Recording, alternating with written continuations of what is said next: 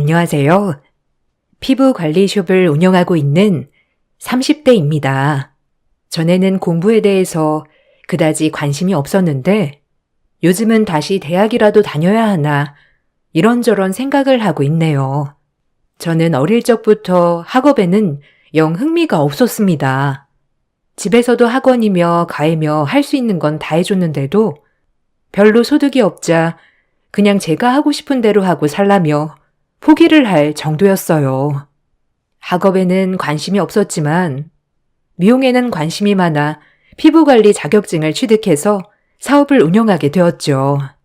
20살이 되어서 바로 자격증을 취득해 숍을 오픈했는데 손이 야무지고 꼼꼼하다며 오시는 분들이 점점 늘어나기도 했어요. 입소문을 듣고 오시는 잘 산다는 사모님들도 많이 계시는데요. 고졸이지만 사업 수완도 좋고 한 달 수입도 꽤 많은 편이죠. 그에 반면에 저희 남편은 말 그대로 평범하게 살아오고 있습니다. 대학까지 성실하게 다니고 비행이라고는 살면서 단 한 번도 해본 적이 없었던 사람이었습니다. 지인의 소개로 저와 남편은 만나게 되었고 결혼까지 하게 되었죠. 사실 처음 시모는 저를 마음에 들어하지 않으셨어요. 산남 중 가장 순했던 남편이 드센 여자를 만난 것 같아서 걱정을 많이 하셨는데요. 오히려 제가 일하는 모습을 보여드리니 고졸이라도 야물딱지게 일하고 밥벌이 하는 걸 보시고는 좋아하셨습니다. 문제는 시어머니가 아닌 남편의 형들 아내인 형님들이었어요. 남편에게는 형 2명이 있었는데 형님들이 마치 남편을 친동생처럼 여기면서 저를 이리 재고 저리 재고 난리가 아니었죠. 어머, 막내 동서, 대학도 안 나오고 숍 차린 거야? 아니 그러면 고졸이라고 말해도 손님들이 오나?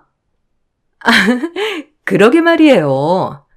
요즘은 그래도 학벌도 다 보기도 하던데. 피부 관리숍은 관리만 잘하면 되죠, 형님들.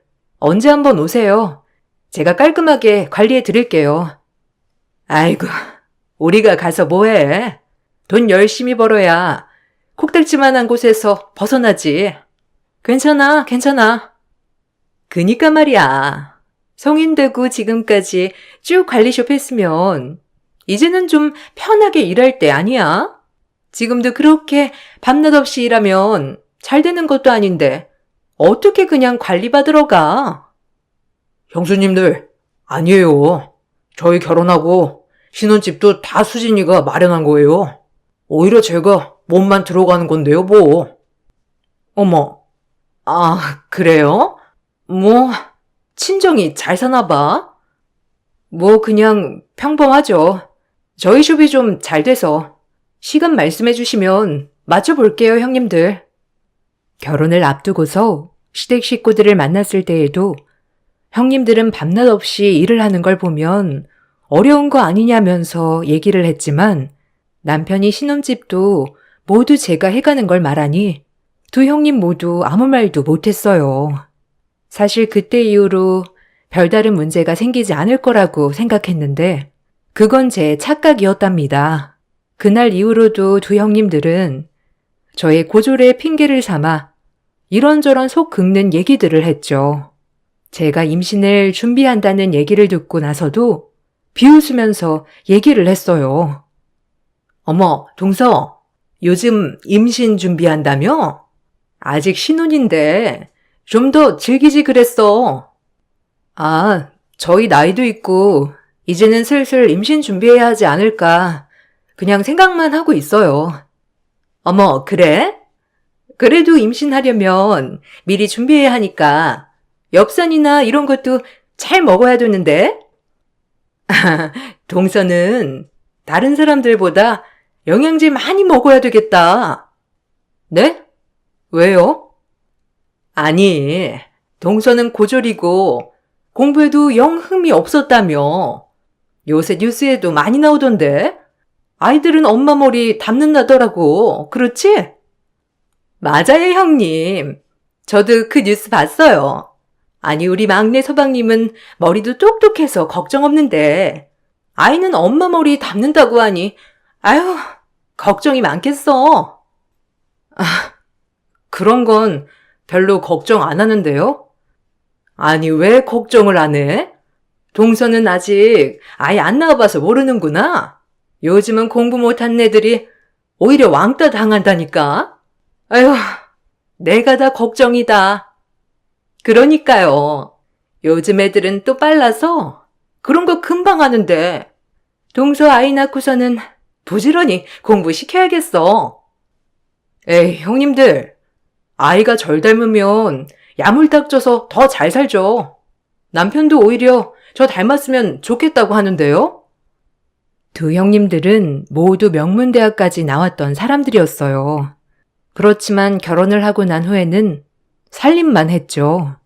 저도 주부가 쉬운 일은 아니라는 걸 알고는 있지만 남편을 통해서 들어보니 형님들은 남편들 돈으로 아이를 태어났을 적부터 도우미를 쓰고 애들이 어린이집 보내고 나서는 항상 마지막까지 있다가 데리고 온다고 하더라고요.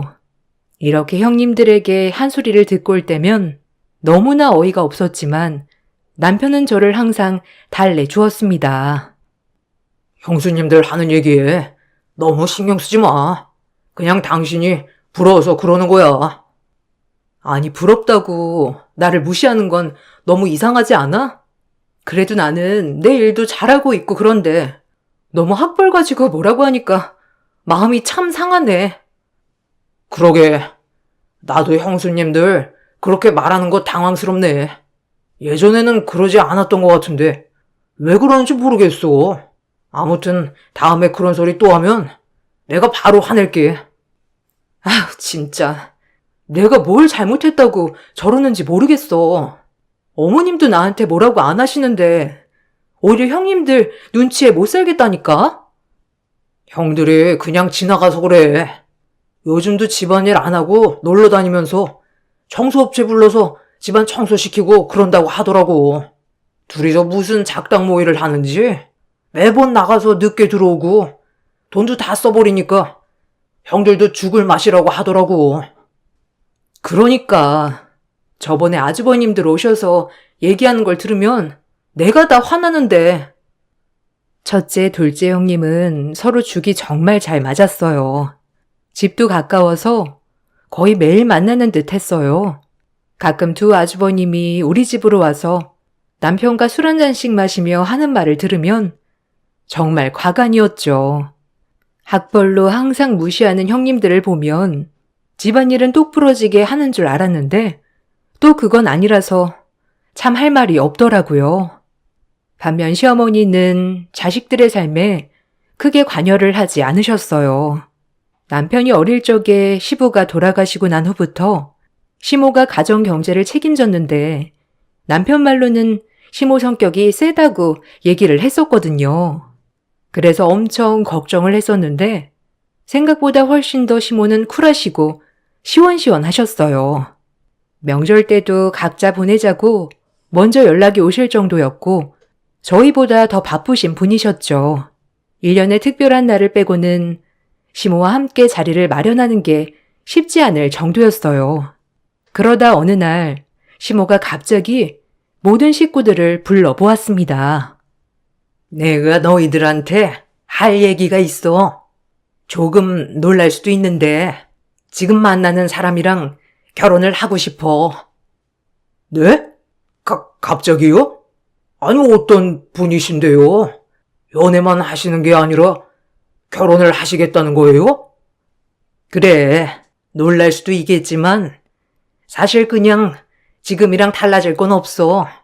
지금 살고 있는 집 정리하고 그 사람 집으로 나만 들어가는 거니까 명절이라고 찾아올 필요도 없고 그냥 가끔씩 이렇게 가족끼리 모여서 밥 먹고 하는 거 그것만 하면 된다. 엄마, 그래도 어떤 분이신지는 저희도 알아야죠. 안 그래도 조만간 자리 마련할 거야. 미리 말하고 싶었는데 엄마도 많이 고민을 하다 보니 이제야 말하게 되었네. 엄마, 나는 엄마 결혼하는 거 찬성이야. 지금까지 엄마 혼자 외롭게 지냈잖아. 우리도 다 독립하고 난 좋아. 저도 좋아요, 어머님. 저도 어머님 혼자 계셔서 마음이 아팠는데 누군가 옆에 계시다면 좀 더 안심이 될 것 같아요. 그래, 내 의견 존중해줘서 고맙다. 근데 어머님, 굳이 결혼을 해야 할까요? 아니, 왜 그러냐, 큰애야? 아니, 저는 혹시나 그분이 어머님 재산이나 이런 거 보시는 거 아닌가 싶어서요. 아니, 왜 그렇게 생각하지? 요즘은 재산 노리고 황혼에 결혼하자고 하는 사람들도 많다고 하잖아요. 그냥 걱정돼서 말씀드리는 거예요. 형님 말이 맞을 수도 있어요, 어머님. 지금 당장 결혼하시는 거, 그거 조금 더 시간을 두고 결정하시는 것도 좋을 것 같아요. 다른 애들도 그렇게 생각하냐? 아니요. 저는 괜찮을 것 같은데. 엄마가 그런 분을 만나실 것 같지도 않고. 네, 저도 어머님 좋은 분 만나셨을 것 같아요. 어쨌든 조만간 자리 마련하신다고 하니 그때 한번 봬요. 시어머님께서 결혼을 발표하는 자리에서 형님들은 결혼이 너무 성급한 것이 아니냐며 얘기를 했어요. 형님들이 얘기하는 것을 듣고 그럴 수도 있겠다 생각을 했지만 나중에 남편이 전해준 말을 듣고 나서는 정말 깜짝 놀랐답니다. 당신, 형수님들이 왜 결혼 반대하는지 알아? 왜? 그냥 그거 아니야? 어머님 재산 노리고 오는 남자일까봐. 아니, 엄마 결혼하면 유산 나눠야 되니까 그런 거야. 어? 정말 그런 소리를 했어? 나도 황당했다니까. 형들한테 살짝 물어보니까 엄마가 결혼 발표하고 나서 그 얘기를 했다더라고. 형도 처음에는 황당했는데 생각을 해보니 반대해야 하나 싶다면서 연락이 온 거야. 참나, 난 형은 다를 줄 알았는데 형수나 형이나 마찬가지였어. 와, 그런 생각을 했던 거였어? 그래서 어머님 결혼한다는 걸 반대했던 거고? 난 전혀 그런 쪽으로는 생각하지도 못했어. 오히려 어머님 혼자 계시니까 누가 같이 있으면 좋은 거 아닌가 생각했지. 참, 생각이 다르긴 하네. 형님들이 반대를 한 이유를 알고 나서는 정말 많은 생각이 들었어요. 시어머님이 결혼을 하려고 하면 강력하게 반대하는 건 아닌가 걱정이 되기도 했습니다. 그렇지만 형님들의 태도는 예비 시부를 만나고 나서 바뀌었습니다. 바로 예비 시부는 법대 교수였어요. 이미 많은 재산을 가지고 있으신 분이셨고 주변에서도 평판이 정말 좋으신 분이셨죠. 안녕하세요. 저는 이 사람이랑 결혼할 사람입니다. 현재 대학 교수로 재직 중이고요. 아무래도 늦은 나이에 함께하는 결혼이다 보니 가족분들이 많이 걱정하실 거라 생각합니다. 그래서 이렇게 자리를 마련해서 얘기도 나누고 저에 대해서 안심하실 수 있도록 보여드리는 게 좋을 것 같아서 자리를 마련했습니다. 어머, 아버님, 말 놓으세요. 저희는 반대하는 사람 아무도 없어요. 네네, 저희 반대하지 않으니까 편하게 말씀하세요. 아이고, 그런가요? 그럼 이렇게 같이 모이는 자리를 종종 마련하면서 친해지는 게 좋지 않을까 싶은데 괜찮나요? 아유, 네. 너무 좋죠, 아버님. 어머님 정말 행복하시겠어요. 아버님 이렇게 뵈니까 딱 좋으신 분인 거 알겠네요. 맞아요. 어머님 이렇게 좋으신 분 만나셔가지고 저희가 얼마나 기쁜지 몰라요. 아유, 고마워요. 이쪽은 막내 며느리라고 했죠? 저희 대학 근처에서 숍 운영하고 있다고 들었어요. 네. 피부관리숍 운영하고 있어요. 아, 그렇군요. 쉽지 않은 일인데 고생이 많겠어요. 조만간 가족들 따로 한 번씩 보고 싶은데 시간은 괜찮겠어요? 관리숍 운영하면 밤낮 없이 일을 하시기도 하니까요. 네, 시간 맞춰서 쉴 수 있으니 언제든지 환영해요. 모두 모인 자리에서도 큰형님과 작은형님은 마치 반대를 한 적 없다는 듯 얘기를 했습니다. 형님들의 태도에 황당하기도 했지만 다행히 예비 시부께서는 웃으면서 모두에게 친절하게 잘 대해주셨습니다. 결혼을 하기 전에 자녀들과 좀 더 친해지고 싶으시다며 각 가정마다 시간을 잡아서 만나보기를 원하셨죠. 그렇게 가족 모임이 끝나고 얼마 뒤 시모가 연락을 해 왔습니다. 막내야, 우리 시간 될 때 집으로 가려고 하는데 언제가 괜찮겠니? 일하고 있어서 시간 내기 힘들면 차라도 한잔 하자꾸나. 아니요, 어머님. 시간 괜찮아요. 저녁에 식당 가지 마시고 저희 집으로 오셔서 저녁 같이 드세요, 어머님. 아버님이라고 말씀드려야 될까요? 어떤 거 좋아하시는지 몰라서 어머님께서 혹시 말씀해 주실 수 있어요? 아, 음식은 아무거나 괜찮아. 괜히 신경 쓰이게 하는 게 아니니? 아니요. 저도 잘 보여야죠. 어머님 곁에 계실 분이신데 저희가 잘 대접을 해야죠. 어떤 거 좋아하시는지 말씀해 주시면 그걸로 준비해 보도록 할게요. 저는 약속날 시모에게 예비 시부가 좋아하시는 것들을 물어보고 준비를 했습니다. 거기다가 시모가 좋아하시는 음식들도 챙겼죠. 두 분은 저희 집에서 즐겁게 시간을 보냈습니다.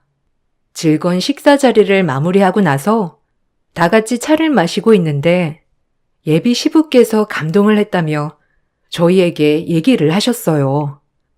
사실 이런 말을 해도 괜찮을지 모르겠는데 나는 오늘 식사 자리가 정말 감동이었어. 네? 아, 감사합니다. 맛있게 드셨다면 저도 정말 감사해요. 나도 젊었을 적에 결혼을 한번 한 적이 있었거든. 근데 결혼을 하고 자녀도 낳았는데 아내도 자녀들도 나한테 관심이 없더라고. 20년 넘게 결혼 생활을 유지했는데 한 번을 따뜻한 밥 한 끼 먹어본 적이 없었어. 오로지 아내랑 아이가 원하는 건 돈이었거든. 아이가 크고 나니까 아내는 이혼을 하자고 했고 아이도 더 이상 나를 찾지도 않아. 가족이라는 게 뭘까 생각이 들었었는데 막내 며느리가 이렇게 정성스럽게 차려준 밥상을 받으니 정말 감동이네. 막내야, 고맙다. 메뉴들 하나하나 신경 써주어서 정말 고마워. 나도 너에게 너무 감동했어. 부족하지만 맛있게 드셔주셔서 감사해요, 어머님. 아버님께는 제가 친딸은 아니지만 딸이 되어 드릴게요. 화기애애한 자리가 끝이 나고 남편은 시부모님을 모셔다 드리고 왔어요. 집으로 돌아온 남편은 다른 말 없이 저를 꼭 안아주면서 고맙다는 얘기를 해 주었습니다. 당신 정말 고마워. 사실 홀 어머니의 막내 아들이라 부담이 되었을 수도 있겠다 싶었거든. 그런 것도 개의치 않아 있고 엄마랑도 잘 지내려고 노력했잖아. 그런데 갑자기 시아버지라니 당황스러울 수 있는데 무엇보다 우리 엄마를 생각해 주어서 정말 고마워. 두 분이 너무 감동했다고 하셨어. 난 당신을 이렇게 키워주신 어머님께 감사드려. 그런 어머님이 평생을 함께하고 싶으신 분이라고 하시니까 믿을 수 있어.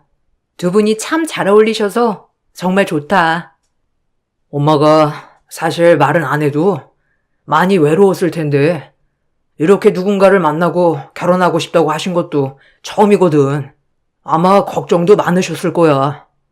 근데 당신이 이렇게 환영을 해주니 엄마가 면이 사셨대. 너무 고맙다고 전해 달라셨어.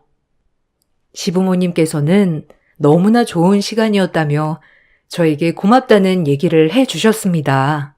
저 역시 저의 노력을 알아주고 고마워해 주시는 시부모님께 더 잘해야 되겠다 생각을 했죠. 처음에는 가족끼리만 모여 조촐하게 결혼식을 올리려고 했지만 형님들은 무슨 말도 안 되는 소리냐며 결혼식은 되도록 크게 올려야 하는 거라며 성하였습니다. 어머님, 이게 마지막인데 결혼식 제대로 올리셔야죠. 거기다가 나중에 결혼 소식 아시는 지인분들은 또 이런 거 서운해하셔요. 맞아요, 어머님. 어머님도 초대하실 분 많으시겠지만 아버님은 대학 교수신데 더 많으시잖아요. 그냥 가족들끼리 하게 되면 이런 거 다 입방아에 오르고 그냥 한번 탁 결혼식 하는 게 나아요. 아유, 그러냐? 나도 너무 오래전에 결혼식을 올려서 굳이 해야 하나 싶기도 하고 생각해보면 다른 지인들도 있으니 같이 초대를 해서 올려야 하나 싶기도 하네. 당신 생각은 어때요? 난 어떻게 하든 상관없어요. 그래도 가족들끼리만 하는 것보다 소소하게 지인들 불러서 하는 것도 파티 분위기도 나고 괜찮지 않을까 싶네요. 그렇겠죠? 늙은 나이에 결혼한다고 주책이라고 할까 걱정이긴 한데 이것도 추억이 될 수 있는 거니까요. 맞아요, 어머님. 결혼식 걱정은 하나도 하지 마세요. 제가 다 알아서 준비할 테니까 어머님이랑 아버님은 그냥 저만 믿고 따라오시면 돼요. 네, 저도 도울게요, 어머님, 아버님. 고민을 하던 끝에 주변 지인들을 불러서 결혼식을 올리기로 결정을 하게 되었습니다. 형님들은 자신들이 다 준비를 하겠다며 그냥 따라서 오기만 하면 된다고 얘기를 했습니다. 대망의 재혼식 날 시부모님께서는 주변 지인들을 초대하셨습니다. 저희는 따로 지인들을 초대하진 않았지만 이상하게 형님들 지인들도 많이 참석을 했더라고요. 결혼식이 끝나고 나서 피로연을 하려고 하는데 갑자기 형님들이 저를 부르더니 다른 방으로 가야 한다며 얘기를 했어요.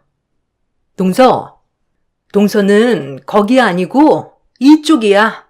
저기 가서 밥 먹으면 돼. 네? 왜요? 다들 저기서 밥 먹는데 저는 왜 저기 가서 밥 먹어요? 다른 건 아니고 저쪽은 고졸방이고 이쪽은 대졸방이라서 어쨌든 이렇게 나눴으니까 가서 밥 먹어. 네? 아니, 고졸, 대졸 그런 게 어디 있어요? 무슨 소리 하는 건지 모르겠네, 진짜. 그냥 저 이쪽으로 갈게요. 아니, 동서. 아니, 왜 이렇게 말귀를 못 알아먹어? 고졸은 저쪽에 가서 밥 먹는 거라니까? 아니, 형님. 이상한 걸로 나누지 마세요. 이상한 걸로 나누다니. 지금 결혼식이 급이 있는데 어떻게 안 나눠? 보면 모르겠어? 아버님이 초대하신 분들 다 대학 교수님들이고 고학력자 분들인데 저기 껴서 밥 먹으면 뭐라고 하는지 이해나 하겠어? 동서, 막내 동서 뼈 부러지겠다. 그렇게 팩트 폭력하면 어떡해? 암튼 막내 동서는 저기 가서 밥 먹어. 알았지? 처음 형님들이 얘기를 할 때는 너무 어이가 없어서 무시하고 가려고 했지만 두 형님들이 제 양쪽 팔을 끌면서 고졸방으로 가라고 밀어내는 바람에 저는 움직일 수가 없었죠. 화를 내려던 찰나에 옷을 갈아입고 나온 시부를 발견하게 되었어요. 아빠, 이제 오셨어요? 저 밥 먹으려고 하는데 같이 가실까요? 아이고, 우리 막내 며느리 아직 밥 안 먹은 거야? 엄마 결혼식 준비한다고 고생이구나. 너희들도 아직이니? 네? 네. 근데 동서, 왜 아버님한테 아빠라고? 아이고, 놀랐구나. 막내가 우리를 엄마 아빠로 생각하겠다고 하더구나. 아직 밥 안 먹었니? 근데 막내는 왜 저쪽으로 가라고 하는 거야? 아, 그게요. 형님들이 저기는 고졸방이라고 저쪽 가서 밥 먹으라고 하길래요. 대졸방에 가면 고졸인 제가 이해를 못할 거라나 그러더라고요. 뭐? 큰애야, 이게 무슨 말이니? 아니요. 그게 아니라 그냥 농담으로. 농담? 너 예전부터 학벌로 이상한 얘기 하더니만 여기서까지 그러고 있는 거냐? 일단 결혼식 끝나면 다시 얘기하자. 시모와 시부의 표정은 싹 굳어버렸고 결혼식이 끝나면 다시 얘기를 하자며 말씀하셨죠. 시모는 두 아주버님에게 형님들 모두 집으로 보내라고 화를 내셨고 피로연 내내 형님들의 모습은 보이지 않았습니다. 저는 시모, 시부와 함께 즐거운 시간을 보내고 나서 집으로 돌아오게 되었죠. 집으로 돌아오니 집 앞에서는 두 형님들이 저를 기다리고 있었어요. 야, 너 뭐 하는 짓이야? 고졸이라더니 해야 할 말 안 해야 될 말 구분도 못하는 돌대가리였어? 뭐? 돌대가리? 지금 시대가 어느 시대인데 아직도 학벌로 차별하는 사람이 있는 게 더 웃긴 거 아닌가? 고졸? 대졸이신 그쪽들은 나만큼 할 수나 있고? 아니 그렇고 똑똑하신 분들이 왜 집에만 있으시대? 뭐야? 너 지금 전업주부라고 무시하는 거니? 전업주부? 당신들은 그냥 백수지 주부가 아니고 주부는 집안일을 해야 주부인 거고 아주버님들이 버는 돈 족족 빨아먹는 기생충 아니야? 그런 기생충들한테 그따위 소식을 듣는데 화가 안 나겠니? 이게 정말 본색이 나오네. 그래, 본색 나온 김에 물어보자. 어떻게 아버님 구워 삶은 거야? 혹시 싱글싱글 웃으면서 꼬셨니? 정말 뭐 눈엔 뭐만 보인다더니 사람을 대할 때 그딴 식으로 대하나 봐? 뭐? 야, 너야말로 웃기지 않니? 친아빠도 아닌데 뭔 아빠? 소름 끼친다 야. 그래, 뭐 눈에는 그렇게 보이겠지. 대졸이라는 사람 수준하고는. 뭐라고? 너 말 다 했어? 아니, 내가 지금까지 참아준 것만으로 감사하다고 생각해. 사람 무시할 줄이나 알지. 뭐 할 줄 아는 거 하나 없으니. 내가 불쌍해서 봐준 거니까.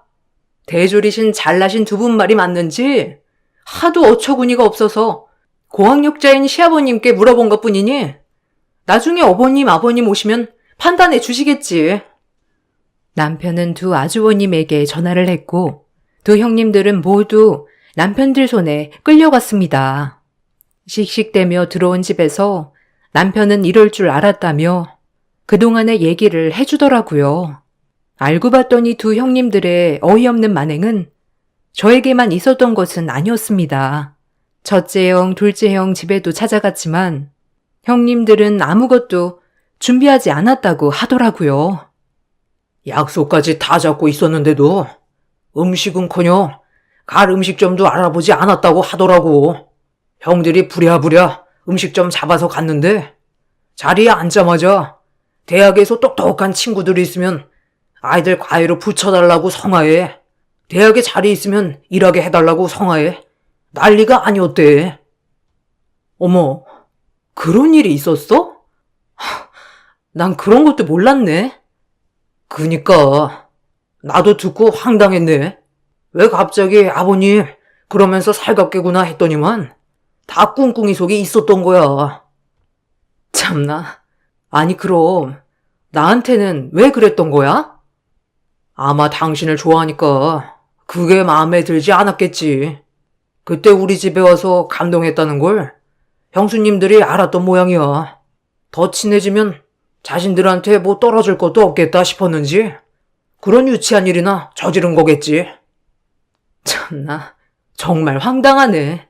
내가 한 번도 대학 나오질 않았던 걸 후회하지 않았는데 요즘 들어서 다시 대학을 가야 하나 고민할 정도라니까. 아휴, 당신 진짜 스트레스였구나. 형수들 괜히 부러워서 그런 거야. 당신은 자기 일하면서 돈도 많이 벌고 사람들이 항상 찾는데 쥐들은 그러지 못하니까 배 아픈 거지. 아휴, 어머님이 정말 난감하셨겠다. 아, 그러니까 엄마도 그때 엄청 화를 내셨다고 하더라고. 형수님들한테 뭐라고 했는데 그것 때문에 형들이랑도 다 싸워서 난리도 아니었나 봐. 남편이 전해준 얘기는 정말 황당했습니다. 두 형님들은 대학 교수이신 예비 시부가 결혼을 하시게 되면 자신들에게도 뭔가 이익이 있을 거라 생각을 한 듯 했어요. 거기다가 고졸인 저를 예쁘게 보지 않을 거라는 어처구니 없는 생각을 했던 것이죠. 여행을 다녀오신 시모랑 시부는 가족들을 다 부른 자리에서 크게 화를 내셨습니다. 너희 지금까지 결혼하고 나서 너네한테 뭐라고 한 적이 있었니? 살림을 어떻게 하든 아이를 어떻게 키우든 내가 뭐라고 한 적이 있냐고. 아니요. 죄송합니다. 죄송해요, 어머님, 아버님. 그래, 너희가 금 나누는 걸 좋아하니까 내가 한번 나눠봤다. 나는 다른 것보다 돈 버는 걸로 나눠볼란다. 너네는 지금까지 돈 한 푼도 안 벌었으니 이제부터 집안 가정부로 살아라. 그동안 남편 돈 쓰면서 집안일도 하나도 안 하고 애들도 제대로 돌보지도 않고 놀러 다닌 거 다 알고 있다. 너네가 먼저 치사하게 금 나눴으니까 나도 나눠볼 테니 불만 없겠지? 어머님. 그래도 저희는 가정주부라 돈 번 거나 마찬가지인데요.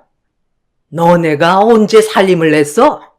애들도 어린이집 보내놓고 내팽개 쳐놓고는 무슨 말이 많아? 앞으로 가족 모임 할 때마다 큰애네 집, 작은애네 집에 갈 거다. 음식은 직접 다 조리하고 준비해, 알았니? 안 그러면 너네 살고 있는 집 도로 다 내놔라. 어머님. 잘못했어요. 잘못? 사과는 내가 아니라 막내한테 해야 되는 거 아니니? 너희들이 이렇게 학벌 가지고 차별할 거였으면 내가 먼저 너네 받아주지 않았어. 무슨 학벌 가지고 사람을 차별해? 잘못했어요, 어머님. 죄송해요. 아직도 말귀를 못 알아듣는구나. 알았다. 앞으로 모임은 큰애 작은애네 집에서 하는 걸로 하자. 너희 하는 거 보고 쫓아내든 말든 할 테니 알아서 잘하거라. 원래 시댁 모임을 하면 항상 밖에서 외식을 했었지만 시모는 앞으로 첫째, 둘째네 집으로 가서 밥을 먹는 걸로 하겠다며 약속을 지키지 않으면 집에서 다 내쫓을 거라고 엄포를 놓으셨어요. 그 후로 여러 번 시댁 모임을 가졌지만 큰 형님과 작은 형님은 울며 겨자 먹기로 모든 모임을 준비해야 했습니다. 평소에 며느리들에게는 큰 소리 한 번도 치지 않으셨던 어머님도 그날 이후로는 음식 맛에 대해서도 평가를 살벌하게 하시기도 했습니다. 예, 이게 뭐니 음식이? 평소에 음식을 할 줄이나 알아야 내놓지 원? 어머님, 입맛에 안 맞으세요? 죄송해요. 다시 해올까요? 아니, 가정주부가 된 게 어떻게 음식 하나 간을 못 맞추니? 이런 거 하고 다들 먹으라고 내놓은 거니?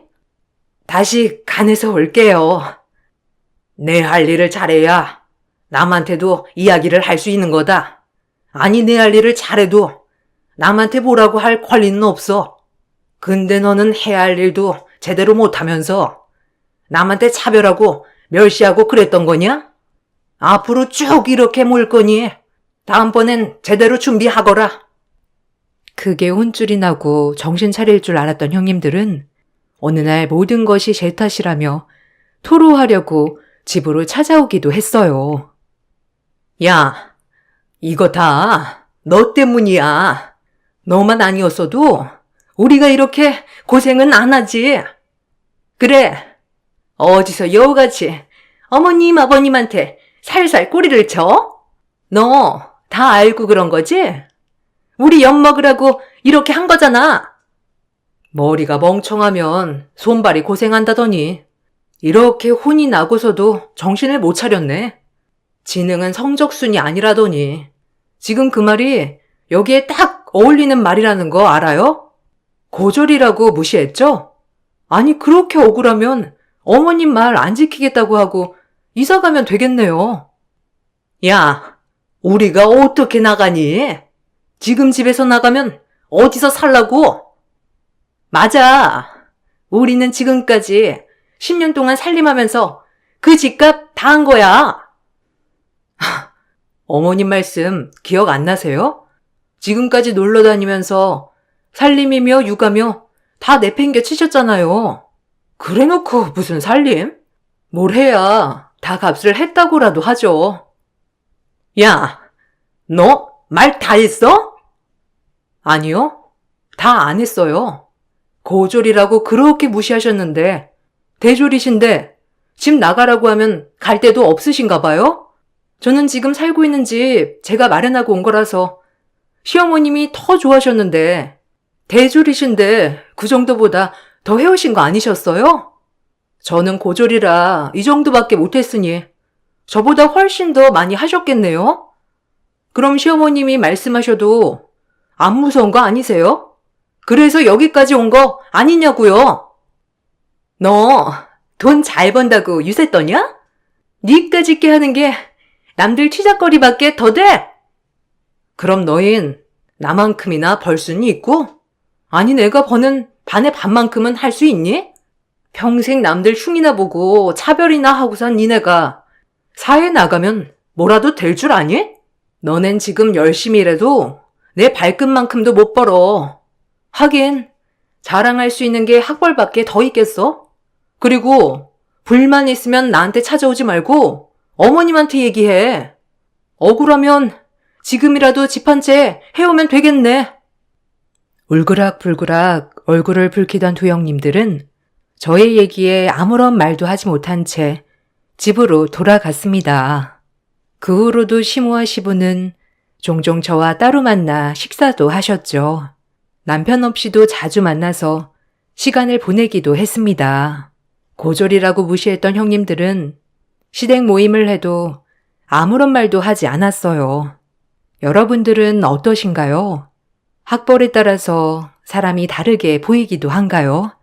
여러분들의 의견이 궁금하네요. 저의 긴 글을 읽어주셔서 감사합니다. 안녕하세요. 저는 9살 아이를 키우고 있는 40대입니다. 저에게는 누구보다 소중한 엄마가 계셨습니다. 지금은 함께하지 않으시지만 항상 저에게 사랑을 주셨어요. 저도 엄마를 본받아 아이에게는 무한한 사랑을 주려고 노력하고 있답니다. 그런 사랑이 잘못된 경우도 있죠. 바로 저희 시댁 식구들입니다. 저는 한 모임에서 우연히 같은 동네에 살고 있는 남편을 만나게 되었어요. 남편은 진중하고 조용한 성격이었는데 모임이 끝나고 자주 함께 동네로 가다 보니 친해지게 되었답니다.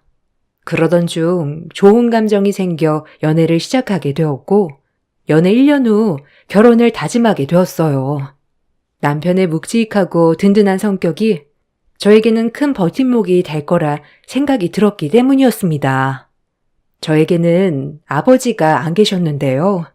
고등학교 시절 아빠가 암에 걸리시게 되면서 투병을 하시다 돌아가시게 되었어요. 어떻게든 손을 써보려고 이런저런 치료들을 계속 받으셨지만 결국 전이가 되면서 상황이 나빠지셨고 아빠와 이별을 하게 되었답니다. 그때 당시 엄마와 저는 오랫동안 큰 슬픔을 느꼈었죠. 혼자가 되신 엄마와 평생 함께 있어야 되겠다 다짐을 했었지만 엄마는 오히려 제가 빨리 결혼을 해서 안정을 찾았으면 좋겠다고 자주 이야기를 하셨어요. 그래서 저는 결혼을 한다면 아빠처럼 든든한 사람과 결혼을 하고 싶다 생각했었는데 바로 남편이 그런 사람이었어요. 홀로 있는 엄마가 걱정이었지만 남편은 저와 저희 엄마에게 잘하겠다며 자주 이야기를 했어요. 엄마, 여기 나랑 결혼할 상진 씨야. 상진 씨 인사해. 우리 엄마. 어머님, 안녕하세요. 아유, 반가워요. 우리 운주랑 만나고 있다고? 아시다시피 우리 집 아빠가 돌아가셔서 나랑 둘이서 살고 있어요. 네, 은주 씨에게 들었습니다, 어머니.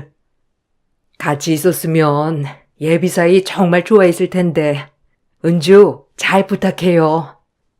엄마, 아빠도 계셨으면 상진 씨 듬직해 하셨을 거야. 상진 씨 정말 좋은 사람이야. 그래, 그런 거 같네. 나는 은주만 좋다고 하면 다 좋아. 그러니까 두 사람 앞으로 행복하게 잘 살았으면 좋겠어요. 친정에서의 허락은 어렵지 않았지만 문제는 시댁이었어요. 처음 인사를 가고자 약속을 잡으려고 했는데 약속도 피하시고 만나주려고도 하지 않으셨죠. 시댁에선 저를 마음에 들어 하시지 않으셨어요. 홀어머니의 외동딸이라는 이유로 반대를 하셨는데요. 처음에는 남편이 시어머니의 마음을 바꿔보려고 했지만 시어머니는 결사반대를 하셨었어요. 아무리 노력을 해도 안 되자 남편은 전적으로 제 편에 서서 시모와의 연을 끊을 정도까지 결혼을 강행했답니다. 처음에는 냉담했던 시어머니께선 나중에는 결국 받아주셨어요. 사랑하는 아들이 자신과의 연을 끊겠다고 나오니 어쩔 수 없이 받아주셨죠. 그렇게 결혼을 하게 된 후에는 그럭저럭 살았던 것 같아요. 시어머니도 크게 간섭하시진 않으셨죠. 종종 막말을 하시긴 했지만 그때마다 크게 반응을 하지는 않았어요. 그러다 임신을 하게 되었고 저는 출산을 하면서 직장을 그만두게 되었답니다. 그 이후부터 시모는 제가 남편의 월급으로 사치를 할까 싶어 지출하는 것에 대해서 엄청난 신경을 쓰셨어요. 예, 은유 엄마야. 너 못 보던 옷이다. 새로 샀니? 네? 아, 이거 은우 아빠가 저번에 잘 어울릴 것 같다며 사줬어요. 아니, 옷이 네가 뭐가 필요해? 밖에 나가서 돈 버는 것도 아니고 그냥 대충 입으면 되지.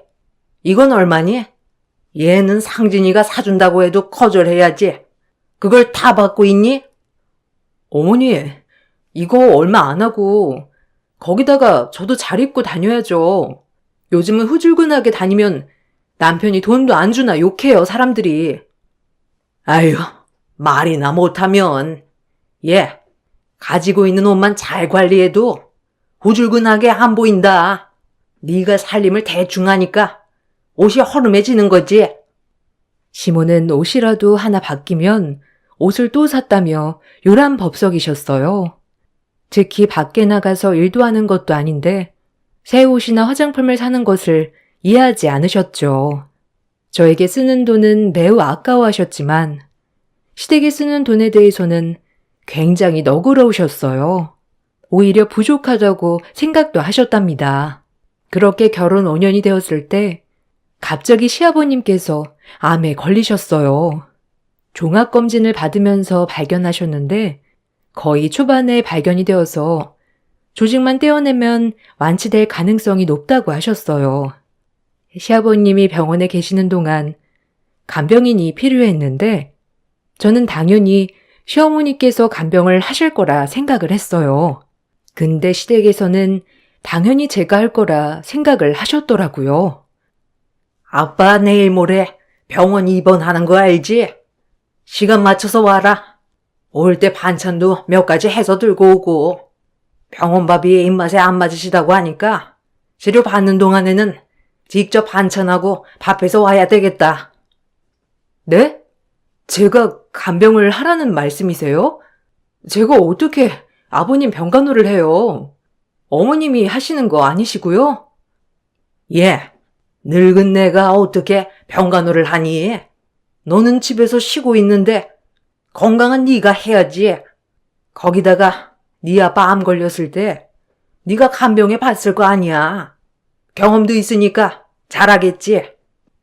아니, 저는 은우도 봐야 되고, 거기다가 형님도 계시는데, 어머님이랑 형님이랑 저 이렇게 돌아가면서 간병하는 게 나을 것 같아요. 아니면 간병인을 쓰시던지. 간병인? 너는 돈도 안 벌면서 간병인을 고용하자는 거냐? 그게 한두 푼도 아니고. 시아버지 간병 네가 해. 그네는 허약해서 못해. 아주버님과 형님도 있었지만, 이상하게 시모는 형님은 어려워하셨어요. 아마 결혼을 할 때 형님 집안이 부유한 집안이었기 때문에 많이 기울이는 결혼을 하셨던 모양이었어요. 저도 명절이나 행사를 제외하고는 거의 형님을 보지 못했었는데 늘 이런 시댁일에는 저만 참석하는 것도 이상하다고 생각을 했어요. 어머님과는 말이 통하지 않았고 저는 남편과 이야기를 하기로 했습니다. 은엄마, 아버지가 아프신데 이거저거 따질 때야? 그러다가 아버지 건강이 나빠지시면 어쩌려고. 어쨌든 지금 쉬고 있는 건 당신밖에 없잖아. 어쩔 수 없는 일이니까 이번에는 좀 넘어가줘. 아니, 왜 어쩔 수가 없어? 아주버님네랑 비용을 나눠서 간병인 고용을 하든지 하면 되지 않아? 거기다가 나만 간병을 하라는 게 말이나 되냐고. 그 돈은 어디 한두 푼이야? 당신이 쉬고 있으니 당신이 그냥 간병하러 가면 되지. 보행도 다 가능하시고 그냥 옆에서 밥만 잘 챙겨주면 되는데 뭐가 힘들어? 힘든 일 아니라고 생각하면 당신도 휴가 내서 같이 해. 그럼 되잖아. 내가 어떻게 휴가를 내서 간병을 해? 말이 되는 소리를 해? 이번에는 나도 당신이 간병하는 게 맞는다고 생각하니까 그만 이야기하자. 처음에는 제 편을 들어주었던 남편도 점점 시간이 지나면서 변하기 시작했어요. 저의 불만에 대답도 해주지 않았습니다. 처음에는 간호를 하지 않으려고 했지만 시아버지께서 많이 편찮으신 모습을 보니 마음이 약해지더라고요. 그래서 결국 병간호를 하게 되었답니다. 간병을 할 때 필요한 비용은 모두 남편이 지불했어요. 평소 돈에 대해서 예민하셨던 어머님은 남편이 모든 것을 결제하는데도 별다른 말을 안 하시더라고요. 퇴원을 하고 난 후에는 시댁 식구들은 더욱 서로를 애틋하게 생각했어요. 특히나 시모는 앞으로 제가 시부를 모시길 원하면서 합가를 요구하기도 했습니다. 은유 엄마야, 우리 너네 집으로 가서 살아야 되겠다. 아빠도 아프시고 건강도 안 좋으신데 며느리가 모셔야지 어쩌겠니? 언제 이사 가면 좋을지 알아보거라. 아니, 합가라니요? 갑자기요? 어머님, 저는 합가 못해요. 아버님 편찮으신 건 알겠지만 그렇다고 해서 합가는 아닌 것 같아요. 저희 방도 없고 집도 좁은데 저희 세 식구랑 어머님 아버님까지 다섯이서 방 2개 집에서 어떻게 지내나요? 너네 식구 방 하나 쓰고 나머지 방은 우리가 쓰면 되지 뭐가 문제냐. 우리 집 정리하면 나오는 돈으로 아니면 이사를 가자꾸나. 어머님, 지금 집값이 어마어마하게 올랐고 어머님 댁 처분한다고 해도 집 못 구해요. 거기다가 저희 이사 갈 생각도 없고요. 아니 내가 너한테 시집살이를 시키니 뭐라니. 합가를 해보지도 않고 왜 계속 안 된다고만 해? 일단 해보고 불편하면 나가면 되지. 아니요. 이건 단호하게 말씀드릴게요. 아니면 아주버님 댁으로 가시는 것도 괜찮으시지 않으세요? 거기는 방도 4개니까 거기가 더 편하실 거예요. 거기에 어떻게 들어가니? 그네 불편하게. 그냥 너네 집으로 들어가 살란다. 상진이도 그게 낫겠다고 하니 그렇게 알거라. 알고 봤더니 시모는 이미 남편에게 합가를 하겠다는 의사를 보였고 남편 또한 긍정적으로 대답을 했던 것이었어요. 저에게 아무런 이야기 없이 결정한 것이 너무나 황당했지만 합가에 대해서는 받아들일 수 없다고 이야기를 했답니다. 시아버님의 상태는 점점 더 괜찮아졌고 치료 전보다 훨씬 더 건강해지셨어요.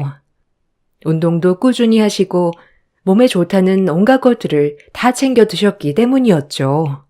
합가는 흐지부지 넘어가게 되었지만 그날 이후로 시댁 식구들은 저를 못마땅하게 생각했답니다.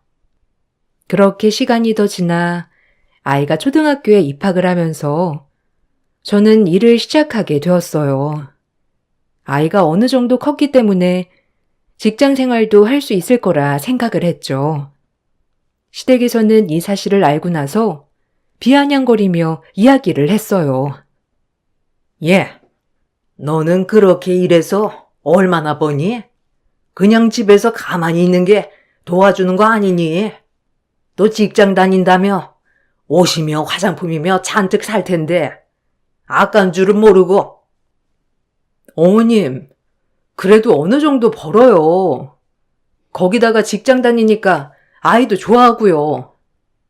너 직장 다닌다고 해서 상진이 안 챙기면 안 되는 거 알지? 집안일도 네가 다 알아서 해야 된다. 돈 몇 푼 번다고 남편 부려먹으면 안 되는 거야. 그래도 나눠서 할 건 나눠서 해야죠. 아니 이것 봐라. 너 우리 애 부려먹으려고 취업한 거니? 난 절대 그 꼴 못 본다. 상진이 부려먹을 거면 당장 일도 그만둬.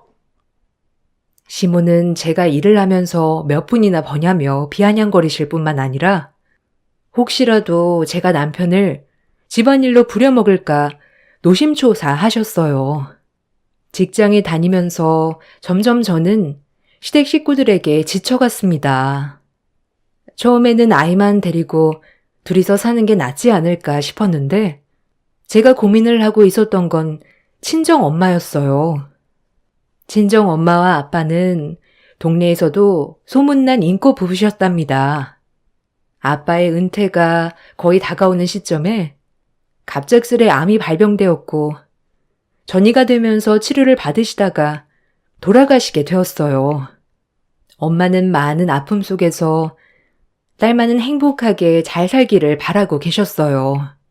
거기다가 건강도 나빠지셔서 혹시라도 내가 이혼을 하는 날에는 엄마가 충격을 받으실 수 있겠다 싶어 꿋꿋이 참아내기로 했습니다.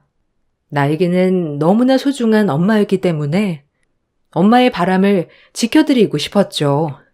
그러던 어느 날 엄마가 암에 걸리셨다는 것을 알게 되었습니다. 몸이 좋지 않아서 검진을 받았는데 몸 곳곳에 이미 전이가 되어 손쓸 방도가 없을 정도라고 하셨어요.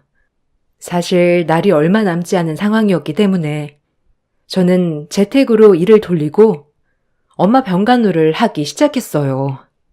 재택이지만 월급은 그대로 받았으므로 수입의 변동은 없었지만 어쩐지 남편은 탐탁치 않게 생각을 했습니다. 당신 요즘 너무 어머님한테만 신경 쓰는 거 아니야? 어차피 병원에만 계시고 거기다가 이제는 손 쓸 수도 없다고 하는데 그쪽으로만 너무 신경 쓰는 거 아니냐고. 아니, 당신은 어떻게 그렇게 말을 해? 당신 아버님 아플 때 기억 안 나? 그때도 나는 하루 종일 병원에서 병간호 했잖아. 그때랑 마찬가지인데 뭐가 불만이야? 거기다가 월급도 그대로 들어오고 당신 저녁밥 차려주고 집안일 하는 데에는 전혀 문제가 없도록 하고 있잖아. 근데 어떤 게 불만이라서 그렇게 얘기를 해? 아니, 아무리 병원비를 장모님 돈으로 다 처리한다고 하더라도 소소하게 들어가는 비용들도 있을 거고 거기다가 왔다 갔다 하면서 기름은 안 써? 나 참, 당신 돈으로 기름 한 방울도 안 넣을 테니까 걱정하지 마. 남편은 이상하게 자신의 돈으로 병원비를 내거나 비용을 지불할 것이라 생각했는지 돈에 대해서 예민하게 굴기 시작했어요. 어차피 병원 비용은 엄마가 다 지불을 하고 계시고 간병인도 두고 계시기 때문에 제가 간병을 한다고 하더라도 크게 신경이 쓸 부분은 없었죠. 다만 얼마 사시지 못하니 그동안만이라도 엄마 곁에서 있고 싶은 마음이 간절했답니다. 이런 제 마음을 알아주는 사람은 아무도 없었어요. 시댁에서도 주기적으로 전화가 와서 저의 행동을 나무라셨죠. 은우 엄마야, 너 오늘도 엄마 병원에 가니? 너 자꾸 그렇게 병원에 가면 가서 균들 다 옮아 오는 거야. 그건 알고 있어? 우리 상진이 몸도 안 좋은데 네가 자꾸 병원 들락날락 하면서 균이라도 옮겨오면 어쩌려고 그러니? 아무리 살 날이 얼마 남지 않아도 그렇지. 사돈도 너무 하시네. 어머님, 그 말은 정말 너무 하시네요. 저희 엄마 이제 1년도 안 남으셨어요. 아버님 간병하면서도 저 매일같이 병원에 갔었는데 그때는 은우도 어렸을 때인데 그건 걱정되지 않으셨나 봐요? 예, 그때랑 지금이랑은 다르지. 너 혹시 엄마 병원비도 네가 내니? 아니요. 병원비는 엄마가 다 내고 계세요. 그러니 걱정하지 마세요. 그래, 그래도 염치는 있으시네. 네? 어머님, 무슨 말을 그런 식으로 하세요? 자꾸 그렇게 말씀하실 거면 전화하지 마세요.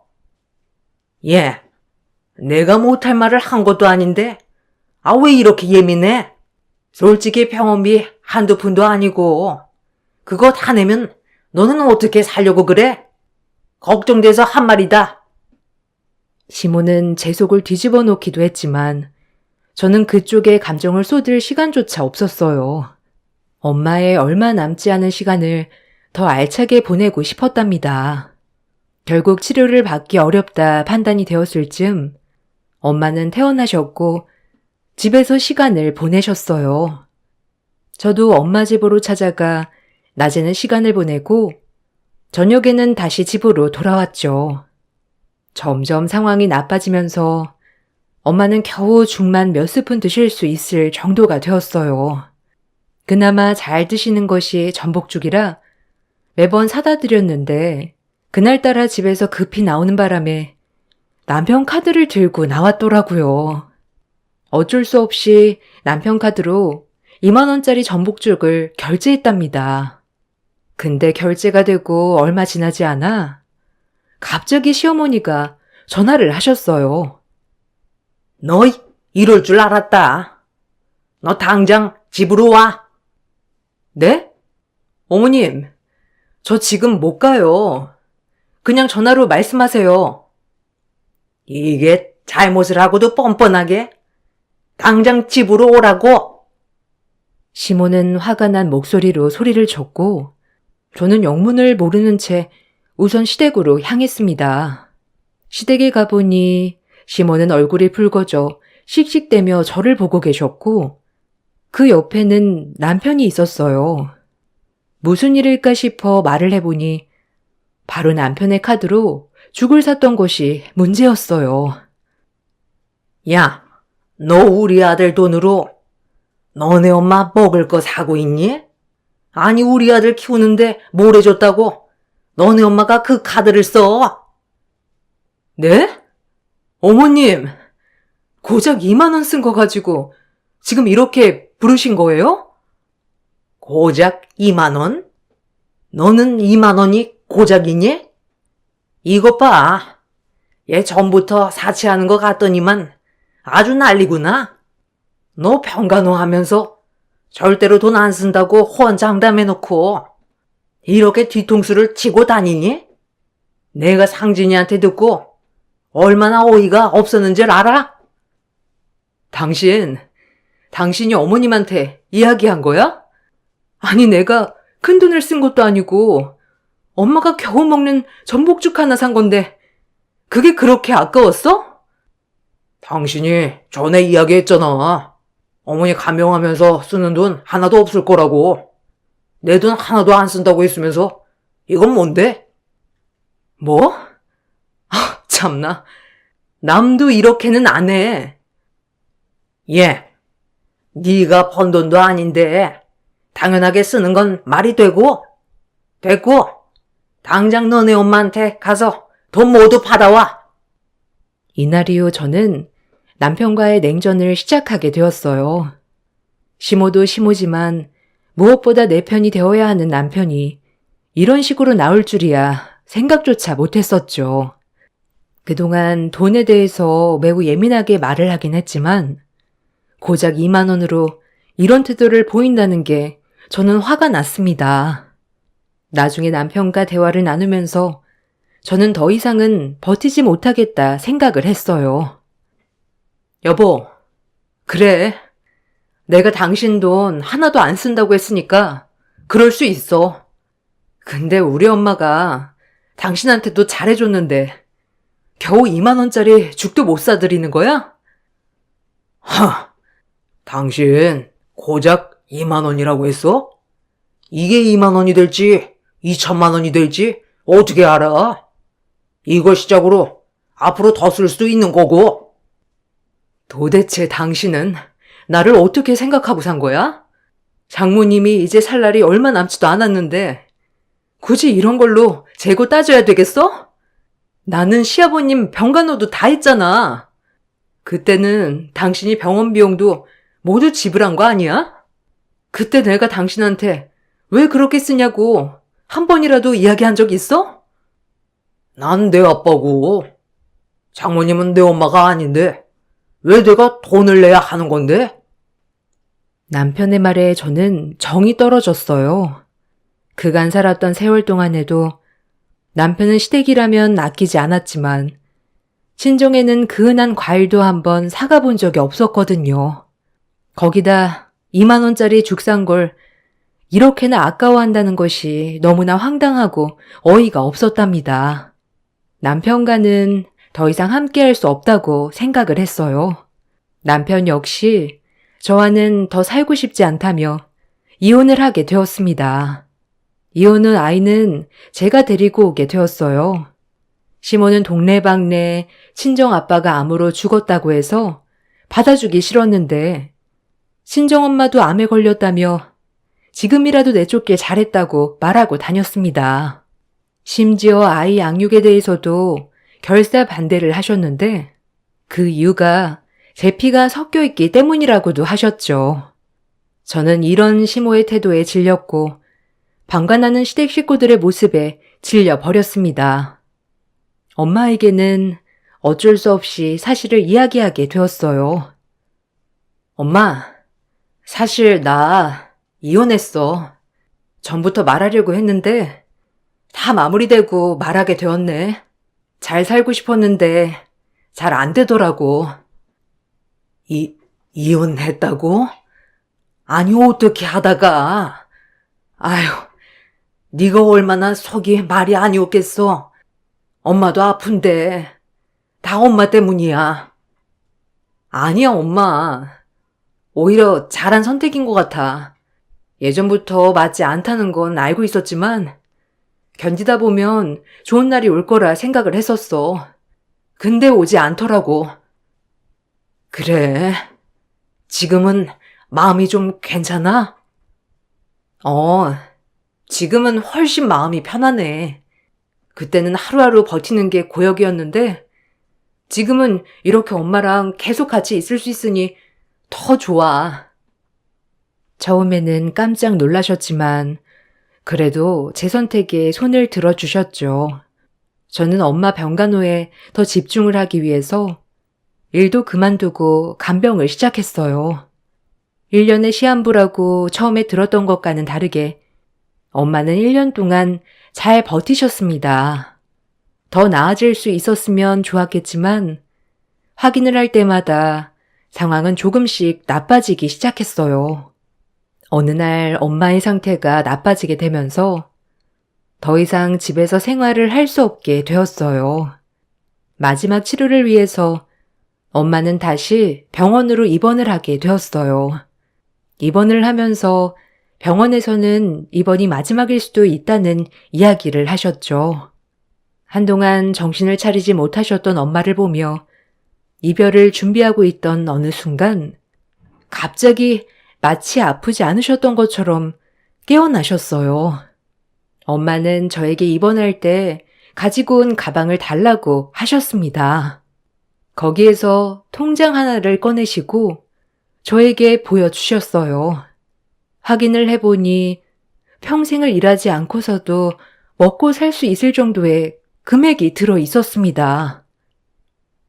엄마, 이게 뭐야? 이 돈이 여기에 있다는 거야? 아니, 어떻게 된 일이야? 은주야, 이거 이제 네 돈이야. 엄마는 얼마 안 남은 것 같아. 유언장도 다 써놨으니 나중에 확인하고, 이건 아빠가 돌아가시면서 남긴 재산이랑 보험금으로 만든 돈이야. 처음에 아빠가 돌아가시고 남긴 돈들을 어떻게 해야 할까 고민을 했는데 그냥 내가 생활하면서 쓸 수는 없더라고.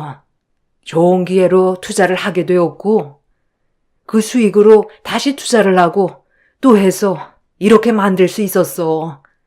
거기다가 암 걸리면서 받았던 보험금이며 내가 너네 외할머니 돌아가시면서 남기신 재산까지 다 처분을 한 돈이란다.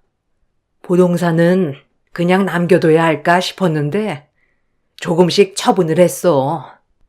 아직 미처 처분하지 못한 건 너한테 상속을 해줄게. 엄마, 왜 그랬어? 아빠가 남긴 건 엄마 몫인데 그냥 쓰시지 그랬어.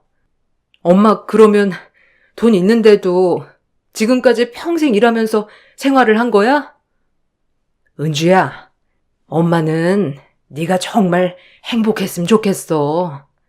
사실 이혼을 했다고 하길래 마음이 많이 아팠는데 네 얼굴을 보니 지금이 더 편안한 것 같다.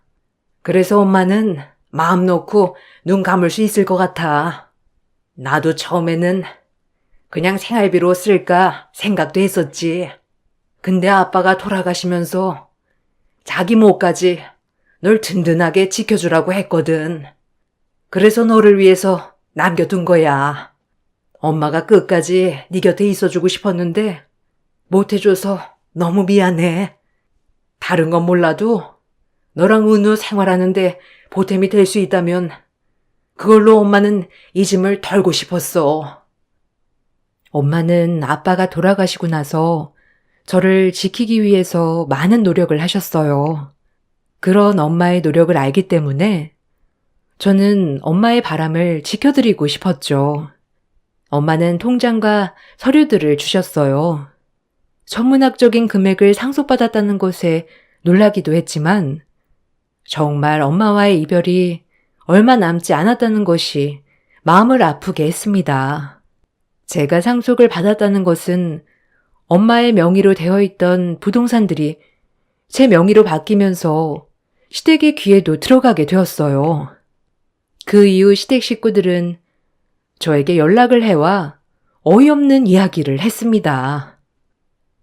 얘, 너네 엄마한테 재산 상속 받았다며? 너 그거 우리 아들이랑 나눠야 하는 거 아니니? 네? 아니 그걸 왜 남편이랑 나누나요? 결혼을 유지하고 있어도 말도 안 되는데 저흰 이미 이혼도 했고 남인데요. 너네 결혼 생활하면서 진정으로 흘러간 돈이 있는 거 아니니? 그게 아니고서야 홀로 사는 너네 엄마가 어떻게 큰 돈을 벌어? 어디서 어떻게 아신 건지 모르겠지만 더 이상 저는 당신이랑 얘기할 건 없을 것 같네요. 뭐? 너 재산 상속 받는다는 거 다 알고 있었지? 그래서 일부러 우리한테 정 떨어지라고 한 거 아니야? 이거 다 계산하고 한 일 아니냐고? 저기요 아줌마, 고작 2만 원에 정 떨어지는 사람들이 어디 있습니까? 거기다가 친정의 돈이 흘러 들어가요? 세상에 2만 원 가지고도 그 난리를 피웠는데 어떻게 돈이 흘러갈 수나 있겠어요? 당신 목소리 듣는 것도 고역이니까 다신 전화하지 마세요. 그만 끊겠습니다. 시몬은 제가 전화를 받지 않자 문자로 폭언을 하기 시작했어요. 그 돈은 원래 우리 아들 돈 아니냐부터 시작해서 결혼한 지 10년인데 재산도 반으로 나눠서 분할해 이혼해야 하는 거 아니냐며 얼토당토하지 않은 말을 했죠. 심지어 상속받을 재산이 많이 있음에도 불구하고 이를 숨겼기 때문에 사기죄로 고소한다는 소리까지 했답니다. 모두 말이 안 되는 이야기였기 때문에 대응하지 않았어요. 제가 더 화가 나는 건 전 남편의 태도였습니다. 아이 문제로 연락을 해왔던 전 남편은 결국 상속 때문에 전화를 한 것이었어요. 은우 엄마, 장모님께 상속 받았다며? 당신 이거 알고 있었어? 아니, 장모님은 그런 걸 나한테는 말도 안 해주시고. 병원 어디라고 했지? 장모님 얼굴 좀 뵈야 되겠네. 장모님? 무슨 장모님이야? 이혼한 마당에. 그리고 당신이 우리 엄마를 왜 봐? 거기다가 상속을 받든 말든 그건 당신이 상관할 바가 아닌 것 같은데? 헛소리 그만하고 아이 문제로 전화했으면 그것만 이야기해. 당신 예민해졌네.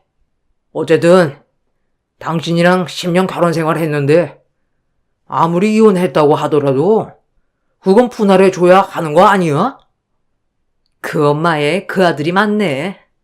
어디 가서 상속에 대해서 좀 알아보고 전화해 줄래? 우리 남남이고 이걸 당신이랑 나눠야 할 의무는 없어. 자꾸 이런 식으로 전화하면 더 이상 당신 전화도 받지 않을 거니까 그렇게 알아. 전 남편은 그 이후로도 계속해서 전화를 해왔지만 저는 대응하지 않았어요. 제가 아무런 대응을 하지 않자 남편은 오히려 안달이 났는지 엄마 병원을 오겠다느니 아이들이랑 같이 저녁을 먹자고 하는 둥 속 보이는 말을 하기 시작했죠. 이런 남편의 태도에 저는 황당할 수밖에 없었어요. 그 후로도 저는 냉정하게 대했고 남편과 시모는 포기를 한 듯 보였습니다. 상속을 받고 난 후에 얼마 지나지 않아 엄마는 돌아가셨어요. 돌아가시기 전에 정신을 차릴 수 있어서 다행이었다며 저와 은우의 행복을 빌어주시며 떠나셨답니다. 슬픔 속에 저는 장례를 치렀어요. 평소에 살고 있던 동네에서는 교류를 하고 있던 사람들이 없었는데 장례날에 동네 사람들이 여러 분 찾아오셨더라고요. 어떻게 오셨을까 생각이 들던 찰나에 장례식장으로 찾아온 동네 사람들로부터 이런저런 이야기를 들을 수 있었어요. 에휴, 은우 엄마 힘내. 우리는 다 은우 엄마 편이야. 저번에 전 남편 어머니가 황당한 얘기를 하더라고. 네? 어머니가 무슨 얘기 하셨는데요? 아니, 은우 엄마 상속을 받았는데 그걸 나눠야 되는데 안 나눠줬다면서 원래 상속받을 재산이 많은데 그걸 숨겼다고 얼마나 얘기를 하던지 너무 황당하더라. 여기저기 돌아다니면서 며느리가 속였네 어쨌네 하면서 얘기를 했던 모양이야. 처음에는 우리도 무슨 일인가 싶었는데 이 얘기를 들어보니까 그 엄마 말이 어찌나 황당하고 어이가 없던지. 아무튼 그런 말 할 때마다 엄청 따졌지. 그런 일이 있었군요. 저는 몰랐어요. 아이고, 거기 아버지 아플 때 은우 엄마가 매일 가서 간병했잖아. 거기다가 그 엄마는 아무것도 안 하면서 놀러나 다니고 고생은 은우 엄마가 다 했지 뭐. 그거 동네 사람들 다 알고 있어. 얼마나 고생이 많았어 그래. 엄마가 그래도 은우 엄마 편하게 살라고 도와주셨네. 장례식에 오신 동네 사람들은 그동안의 고생을 알아주시고 저를 위로해 주었습니다. 이전부터 제가 고생하며 시댁 일을 하는 걸 알고 있었다고 하시더라고요. 시모가 가끔씩 어처구니 없는 이야기를 했는데 그때마다 이야기해주고 싶어도 남의 가정에 끼어드는 것 같아서 이야기를 하지 못했다고 해요. 그러다가 이혼 소식을 듣고 나서 잘 벗어났다 싶었는데 상속 얘기를 들으니 그 시모 속 좀 쓰리겠다 생각하셨대요. 그러면서 저에게 그동안에 힘들었던 상황들에 대해서 위로도 해주시면서 끝까지 장례에 참석을 해 주셨습니다. 다른 형제들이 없었기 때문에 저 혼자 장례를 진행해야 했는데 동네 분들이 도와주셔서 수월하게 장례를 진행해 볼 수 있었어요. 장례가 끝이 나고 저는 내 편이었을 것 같았던 시댁 식구들에게는 전혀 느낄 수 없었던 감정을 얼굴만 알고 있었던 동네 사람들에게서 느끼다 보니 참 많은 생각이 들더라고요. 동네에서 인맥으로 작은 가게를 운영하던 시부는 이후에 소문이 나게 되면서 결국 가게를 접어야 할 정도로 손님이 확 줄어들었다고 합니다. 남편은 계속해서 상속받은 재산을 나눠달라는 연락을 하지만 저는 남편의 이야기에 반응하지 않고 있어요. 혹시라도 저에게 소송을 할까 싶어서 알아보니 상속받은 재산에 대해서는 분할을 하지 않아도 될 뿐만 아니라 특히나 남편과 이혼을 한 상황에서 상속을 받았고 재산 기여도에 아무런 지분이 없기 때문에 나눠줄 필요 없다는 답변을 받게 되었습니다. 저는 엄마가 남겨주신 재산으로 아이와 편안하게 잘 지내고 있어요. 가끔씩 엄마가 생각이 날 때면 잠들어 계시는 곳으로 찾아가 이런저런 이야기를 하곤 한답니다.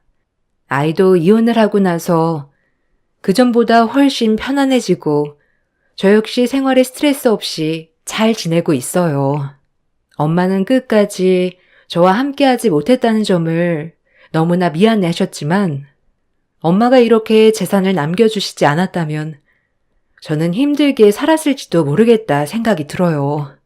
이렇게 살 수 있는 건 모두 엄마와 아빠 덕분이라고 생각한답니다. 저의 긴 이야기를 들어주셔서 감사합니다. 안녕하세요. 경기도에 사는 40대 여자입니다. 제가 겪은 일로부터는 시간이 꽤나 지났지만 저도 제 이야기를 한번 써보려고 해요. 저는 20대 중반 어린 나이에 남편을 만나 결혼을 했습니다. 선을 보고 만났기 때문에 어느 정도 성격도 맞고 생활 환경도 비슷하여 선택한 결정이었죠. 아래로 줄줄이 동생들이 딸려 있었기 때문에 엄마 아빠의 부담을 덜어주고자 선택한 것도 있었죠. 이렇게 이른 나이에 시집을 온 저는 3년만 같이 살면 분가를 시켜준다는 말에 시부모님과 같이 살게 되었어요. 처음엔 제 부모님처럼 잘해주셨기 때문에 문제가 되지 않았어요. 시댁은 예전부터 자영업을 하셨기 때문에 점포를 운영하고 계셨죠. 결혼 전 남편이 회사를 그만두고 엄마 아빠를 도와 가게에서 같이 일하면 어떻겠냐고 해서 처음엔 내키지 않았어요. 하지만 계속되는 남편 설득에 결국 회사를 그만두고 어머님 아버님을 도와 점포를 운영하기 시작했습니다. 저와 적성에 맞진 않았지만 남편과 시부모님은 어차피 우리 있게 될 거니까 조금만 참고 열심히 해라 였죠. 남편도 같이 하는 일이었기에 하게 되었어요. 그것이 저의 발등을 찍을 일이라는 것을 모른 채로 말이죠. 그렇게 시부모님 가게에서 일을 하게 되었습니다. 처음 남편의 활동적인 모습이 너무 좋았지만 결혼을 하고 보니 완전 마마보이 그 자체였죠. 남편네 집이 자영업을 꽤 크게 하였기 때문에 외동인 남편 명의로 재산이 많이 되어 있다곤 했지만 마마보이인 남편은 어머님 말이 아니고서야 본인 돈을 쓸 수 없었죠. 시부모님만을 의지해서 살아가고 있었거든요. 형제가 많아 약간 독립적인 성향을 가진 저로서는 이해할 수 없었어요. 애미야, 왜 계산이 안 맞는 거니? 어제 정산 안 하고 갔어? 이러면 안 된다니까. 좀 꼼꼼하게 해라. 할머니를 하려면. 아, 어머니, 어제 마감은 그이가 했어요. 아마 그이가 안 하고 왔나 봐요. 지금 제가 다시 해볼게요. 이리 주세요. 아니, 넌 왜 네 남편한테 뒤집어 씌우냐? 네가 했든 남편이 했든 죄송하다 한마디면 될 것을 가지고 토를 달아 달기를. 네? 아니, 당연히 제가 안 했으니까 안 했다고 하는 거죠. 그리고 재민 씨가 좀 꼼꼼하지 않은 것도 사실이고요. 아이고, 웃긴다, 너 참. 서방 잡아먹겠다, 아주. 남자는 좀 화통하고 털털하면 되지. 꼼꼼까지 바라길. 아주 욕심도 많다. 어머니의 말이 너무 모순적이었죠. 제가 잘못하면 안 되고 남편은 잘못을 해도 된다니 이런 문제부터 시작하여 임금 문제까지 점점 불만이 쌓여갔어요. 항상 남들은 1원 한 장 틀리지 않게 정산을 해주셨지만 늘 저에겐 얼렁뚱땅 정산을 해주셨어요.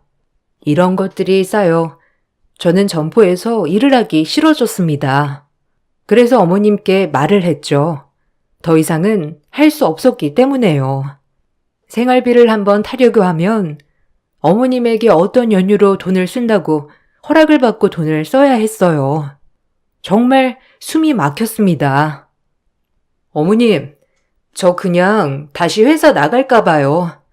아무래도 저랑 점포는 안 맞는 것 같고요. 오히려 회사 생활이 맞는 것 같아요. 아니, 왜 그러냐? 나 때문이냐? 아들 하나 있는 거 나중에 다 너 거가 될 건데 미리미리 알아두면 좋지. 내가 괜히 그러냐? 그건 그때 나중에 할게요. 항상 월급도 일한 시간이랑 안 맞는 것 같고 이게 지속되면 안 하는 게 나을 것 같아서 그래요. 아니, 어차피 다 우리 돈인데 그게 그렇게도 억울하냐? 나도 참 너한테 섭섭하다. 가족이면 좀 손해도 보면서 하는 거지. 어찌 그렇게 또박또박 다 받아내려고 해? 나 원참. 애초에 욕심 많은 건 알았는데 너 참 너무하다. 딸이었어도 이럴 테냐? 그건 다른 문제죠. 생활비 문제도 그렇고 일을 냈으면 당연히 통장에 돈이 꽂혀야 되는 게 정상 아닌가요? 전 대가는 확실해야 한다고 생각해요. 재민 씨도 본인이 얼마 받는지도 잘 모르는 것 같고 이게 반복이 된다면 안 하는 게 나을 것 같아요. 어머님은 말도 안 되는 걸로 꼬투리를 잡으셨어요. 그리고 임금 문제는 어차피 너희 점포가 될 건데 뭐가 문제냐라는 식이었죠. 하지만 저 혼자만 갖는 불만이었어요. 바보 같은 남편은 본인의 월급이 제대로 얼마인지도 모른 채 일을 하였기 때문이었죠. 이런 부분에서 남편은 제 힘이 되어주지 않았어요. 그저 늙은 엄마 평생 일하느라 힘드셨다. 네가 좀 도와줘라 였죠. 너도 참 그렇다. 아니, 우리 엄마가 나중에 재산이나 이런 거 다 누구 주겠어? 다 내 거 아니야, 그럼. 그냥 좀 사바사바 하면서 엄마 비위도 맞추고 그래야 엄마가 그런 거 다 줄 맛이 나지. 너처럼 또박또박 말대꾸하면 주려던 것도 안 주겠다, 안 그래? 아니, 내가 많은 걸 요구하는 것도 아니고 그건 나중 문제지. 이런 금액은 정확히 계산해서 줘야지. 가족이라고 그런 게 어딨어? 아, 따지지 좀 마라, 진짜. 너 내가 장모한테도 이런다고 생각하면 안 섭섭하겠어? 나도 마찬가지야. 우리 엄마한테 하는 거 보면 섭섭해. 뭐? 거기서 그 말이 왜 나와? 솔직히 자기 여기서 뭐 고등학교 졸업하자마자 일했다면서 자기 명의로 재산이 있으면 뭐해? 어머님이 꼭 움켜쥐고 있는 것을 생활비 한번 타려면 뭐든지 다 어머님 아버님 통해야만 돈이 나오고 난 이런 생활 숨 막혀. 모든 돈 문제는 시부모님께 이야기를 해야 하는 것도 답답했어요. 결혼을 했다면 경제적 독립을 해야 하는 게 맞는다고 생각했거든요. 제가 이런 문제를 가지고 얘기 좀 하려고 하면 남편도 마찬가지로 저를 또박또박 따지는 깐깐한 여자로 몰고 갔습니다. 이런 게 지속되다 보니 정말 내가 잘못된 건가? 내가 좀 너무 따지나? 라는 생각이 들 정도로 가스라이팅을 당하고 있더군요. 점점 이 점포에서 일하는 게 익숙해져 갔어요. 시댁은 여러 매장을 가지고 있었기 때문에 어머님, 아버님 또한 바쁜 나날을 보내고 있었죠. 그렇게 어느 정도 시댁 일에 적응이 되었을 때 저는 임신을 하였어요. 임신을 하고 당연히 조금은 쉬어가면서 일을 해야겠다고 생각했는데 시어머니 생각은 달랐죠. 어머니, 저 임신했어요. 이제 어머니도 할머니가 되신대요. 축하드려요. 6주 정도 됐는데 아직은 안정이 많이 필요하대요. 어머, 축하한다. 나도 우리 재민이 가졌을 때가 생각나는구나. 아주 그때 배불러서 일하느라 힘들었는데. 아, 힘드셨겠어요. 그래서 말인데 저는 근무 시간 좀 조절하려고 해요. 아무래도 서 있는 일이 많다 보니 아기한테 무리도 갈 것 같고요. 뭔 소리냐? 임신해도 똑같지? 오히려 많이 서 있고 움직여야 애도 빨리 나오고 얼마나 편한데? 내가 만삭 때까지 일한 결과 재민이를 얼마나 빨리 낳았다고. 걱정 말아라. 여기서 충분히 애 가져도 일할만 하니까 알겠지? 그러니까 조절은 말아라. 어머니의 말이 너무 섭섭하게 다가왔어요. 임신한 며느리를 똑같이 부려먹겠다는 마음을 알고 나니 너무 실망스러웠어요. 오히려 전 임신을 했다고 하면 쉬엄쉬엄 하라고 말을 해주실 줄 알았거든요. 하지만 제 생각과는 정반대의 결과였습니다. 그래서 전 제가 뱃속의 아이를 지켜야 한다는 생각으로 어머니께 못한다고 말씀을 드렸어요. 어머님은 길길이 날뛰었고요. 본인도 그렇게 일을 해왔으니 저도 똑같이 일을 해야 한다는 말씀이었죠. 너무한데 생각이 들었지만 제 편은 없었어요. 아니요, 어머니. 회사에서도 임신하면 휴가를 받는 판국에 저 이렇게는 일 못해요. 컨디션도 안 좋고 조금은 쉬면서 할래요. 아니, 임신했다고 유세 떠냐? 임신하고도 3교대 근무하는 사람들도 있는데 그건 다 정신력 문제야, 알아? 정신력이라뇨. 어머님, 제가 남의 애 가진 것도 아니고 어머님 손주를 가졌는데 어쩜 그렇게 말씀하실 수가 있으세요? 내가 틀린 말 했냐? 요즘 애들은 하여간 뭐만 하면 실공니. 그래서야 이 가게를 어떻게 너를 믿고 넘기냐? 못 들은 걸로 하마. 어머니, 엄연한 노동력 착취라고 생각 안 하세요? 제가 말을 안 해서 그렇지 참고 있는 게 한두 개가 아니라고요. 너 말 한 번 잘했다. 뭐 착취? 참나. 아니 그럼 공짜로 내 재산을 다 얻으려고 했어? 노력한 만큼 받는 거야, 알아? 너네가 이 재산 다 어떻게 모았다고 생각하니? 너처럼 실컷 다시고 모으면 모을 수 있었겠어? 열심히 해야 내게 되는 거라고. 어머님은 말이 안 통하셨어요. 무조건 근무 시간을 다 채워라였죠. 너무 서러웠습니다. 현대판 노예도 아니고 이게 뭔가요? 전 남편에게 말을 했지만 여전히 남편은 남의 편이었죠. 남편은 본인은 힘이 없으니 엄마 말을 들어라였습니다. 그래야 콩고물이 떨어진다고 말이죠. 너무 어리석어 보였어요. 본인이 노력해서 가정을 일궈 독립할 생각은 안 하고 그저 나중에 시부모님 재산을 물려받을 생각에 현재에 너무 안주하고 있다는 사실이 절 화나게 했죠. 전 아이를 가진 만큼 달라져야겠다고 생각했어요. 어떻게 어머님은 월급도 제대로 안 주시면서 일을 당당하게 시키셔? 임신해도 만삭 때까지 무조건 하래. 어떻게 생각해? 내가 힘이 있냐? 뭐 엄마 말이 그런다면 그렇게 해야지, 안 그래? 그래도 요새 만삭이어도 일하는 사람은 하더라. 당신 진짜 어머님이랑 똑같구나? 아니면 당신도 어려서부터 가스라이팅 당한 거야? 자기 졸업하자마자 일했다며. 그래서 세뇌 당한 거 아니야?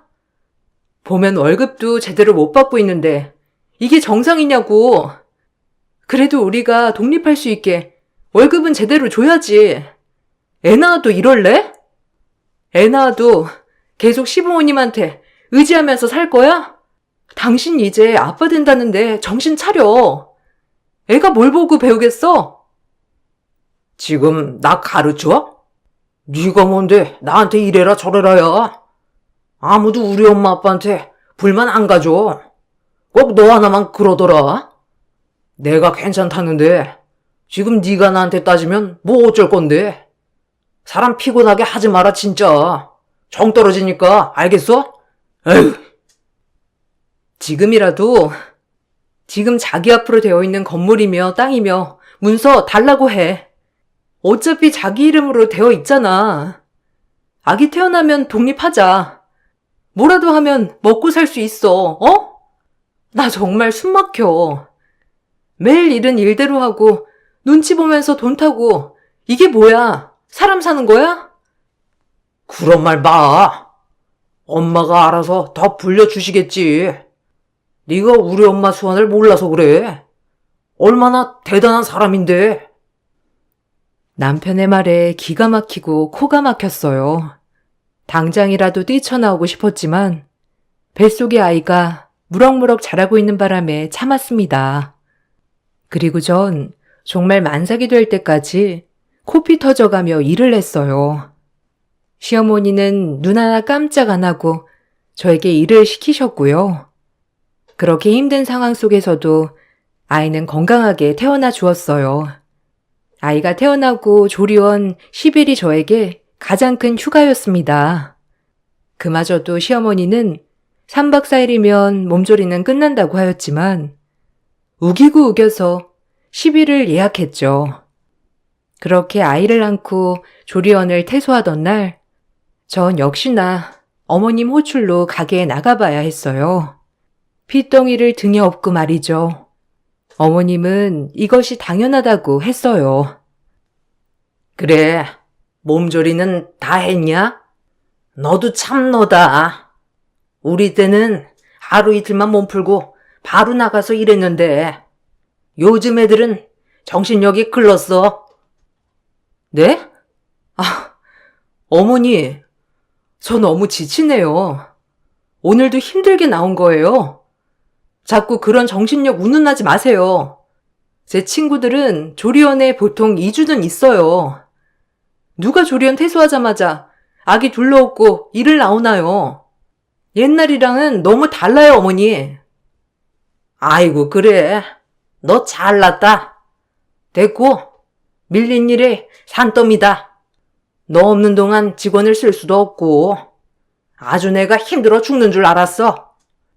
창고에 가면 재고 쌓였으니까 재고 좀 파악하고 진열 좀 해놔. 애는 죽어라. 먼지 들어가면 안 되니까 내가 업고 있을게. 아이고 참나. 제가 없는 동안 제 일을 쌓아놨다고 하신 어머님을 보며 경악을 금치 못했어요.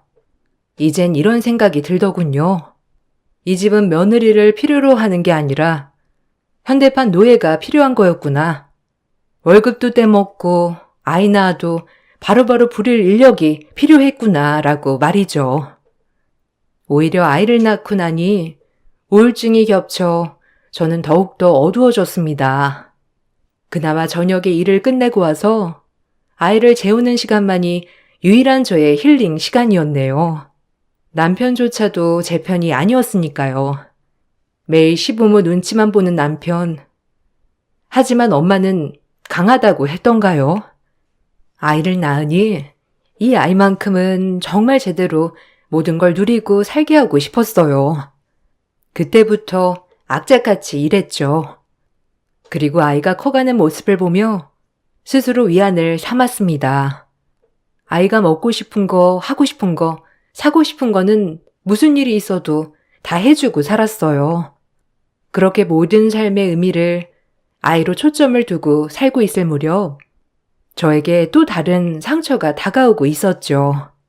원래도 남의 편이었던 남편이 이제는 외박과 도박을 일삼는 것이 아니겠어요? 총체적 난국이었죠. 내가 이런 남자를 믿고 살아야 되는지 이젠 의심조차 들었습니다. 뭐 하나 믿고 의지할 데가 없는 기분이랄까요? 여보, 어제 어디서 자고 들어온 거야? 혹시 어제도 하우스 갔었어? 당신 진짜 미친 거 아니야? 한두 살 먹은 어린애도 아니고 이제 아기 아빠인데 정신 차려야지. 언제 독립할래? 아무리 어머님 아버님이 물려주실 재산이 있다고 하지만 자기도 자기 앞가림은 똑바로 해야 할 거 아니야. 내 말이 틀려? 당신 활동적인 모습이 좋아서 결혼했는데 진짜 내가 당신이란 남자 뭘 믿고 결혼했는지 모르겠다. 뭐가? 알아서 엄마랑 아빠가 돈 모아주실 건데 뭐가 문제야? 그리고 남자가 좀 밖에 나가서 게임도 할 수 있는 거지. 넌 꼭 별거 아닌 문제를 심각하게 몰고 가는 경향이 있더라. 질린다 질려. 애 낳고 바가지가 점점 더 심해지는 것 같아. 알아? 바가지라고 했어? 내 말이 틀리냐고. 어머님 앞에선 찍소리도 못하면서 나한테는 그렇게 말하고 싶어? 나 당신 와이프야. 네가 돈 모아주냐? 우리 엄마가 돈 모아주는 거지? 나한테 스트레스 풀지 마. 병원 가보라고. 너 정신 문제야 그거. 남편은 늘 이런 식이었습니다. 항상 제가 문제라는 식이요. 생각해보면 시집 올 때부터 잘못됐다는 생각부터 들었죠. 전 하루하루 낙이 없었어요. 그나마 정말 애 하나 곱게 자라는 것을 보는 마음으로 살았어요. 친정에 가서 하소연도 하고 친구들을 만나 실컷 수다를 떨면서 스트레스도 해소하고 싶었지만 365일 시댁 점포일을 해야 했기에 실수조차 없었어요. 하지만 그런 저를 시어머니는 못마땅해 했습니다. 제가 열심히 하면 할수록 시어머니는 저를 더 부려먹을 생각만 했으니까요. 시어머니는 젊어서 고생은 사서도 하는 것이라며 저에게 당연히 일을 해야 한다며 다그치셨죠. 정말 이혼하고 싶었습니다. 그놈의 애가 뭐길래 이혼하는 게 쉽지 않던지 지금 생각하면 조금 답답한 생각인 것 같기도 합니다. 그래도 언젠간 남편도 내 고생과 마음을 알아줄 거라 생각하며 버텼어요. 그리고 아들이 하고 싶은 것을 다 하고 사는 모습을 보며 위안을 삼았고요. 예, 내일은 거래처 가서 대금 결제 좀 해오너라. 물건을 띄웠으면 빨리빨리 입금을 해야지. 나왕참. 내일 갔다 오거라. 네, 거래처만 들리면 되죠? 그냥 오늘 다녀올게요. 용이 아빠 차 안 쓰니까 그거 타고 얼른 갔다 오죠 뭐. 그렇게 시어머니 심부름을 하려고 남편의 차를 타고 거래처로 향하는 길이었습니다. 오랜만에 남편의 차를 타보니 못 보던 방향제며 많이 바뀌었더라고요. 그러려니 하고 차를 한참 타고 가던 중 조수석 아래쪽에 반짝반짝거리는 걸 발견하게 되었어요.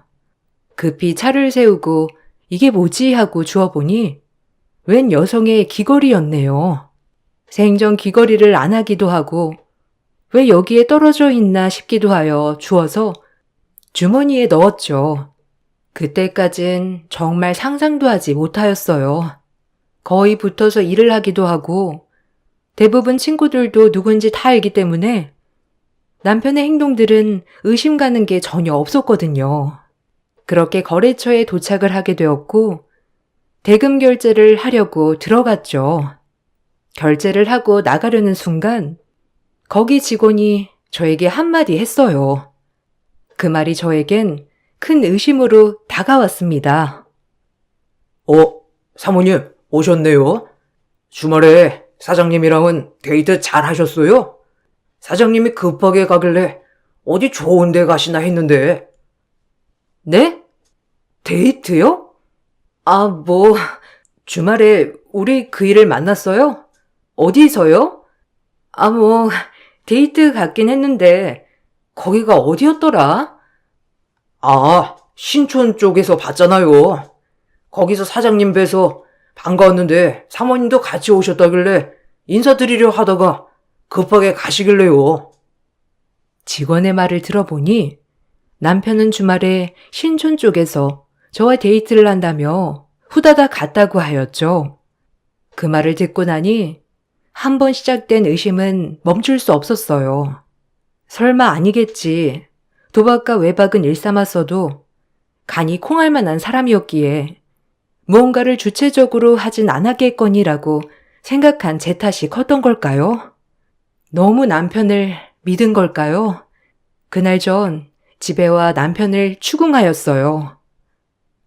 오늘 거래처 갔었는데 대수 씨가 그러더라?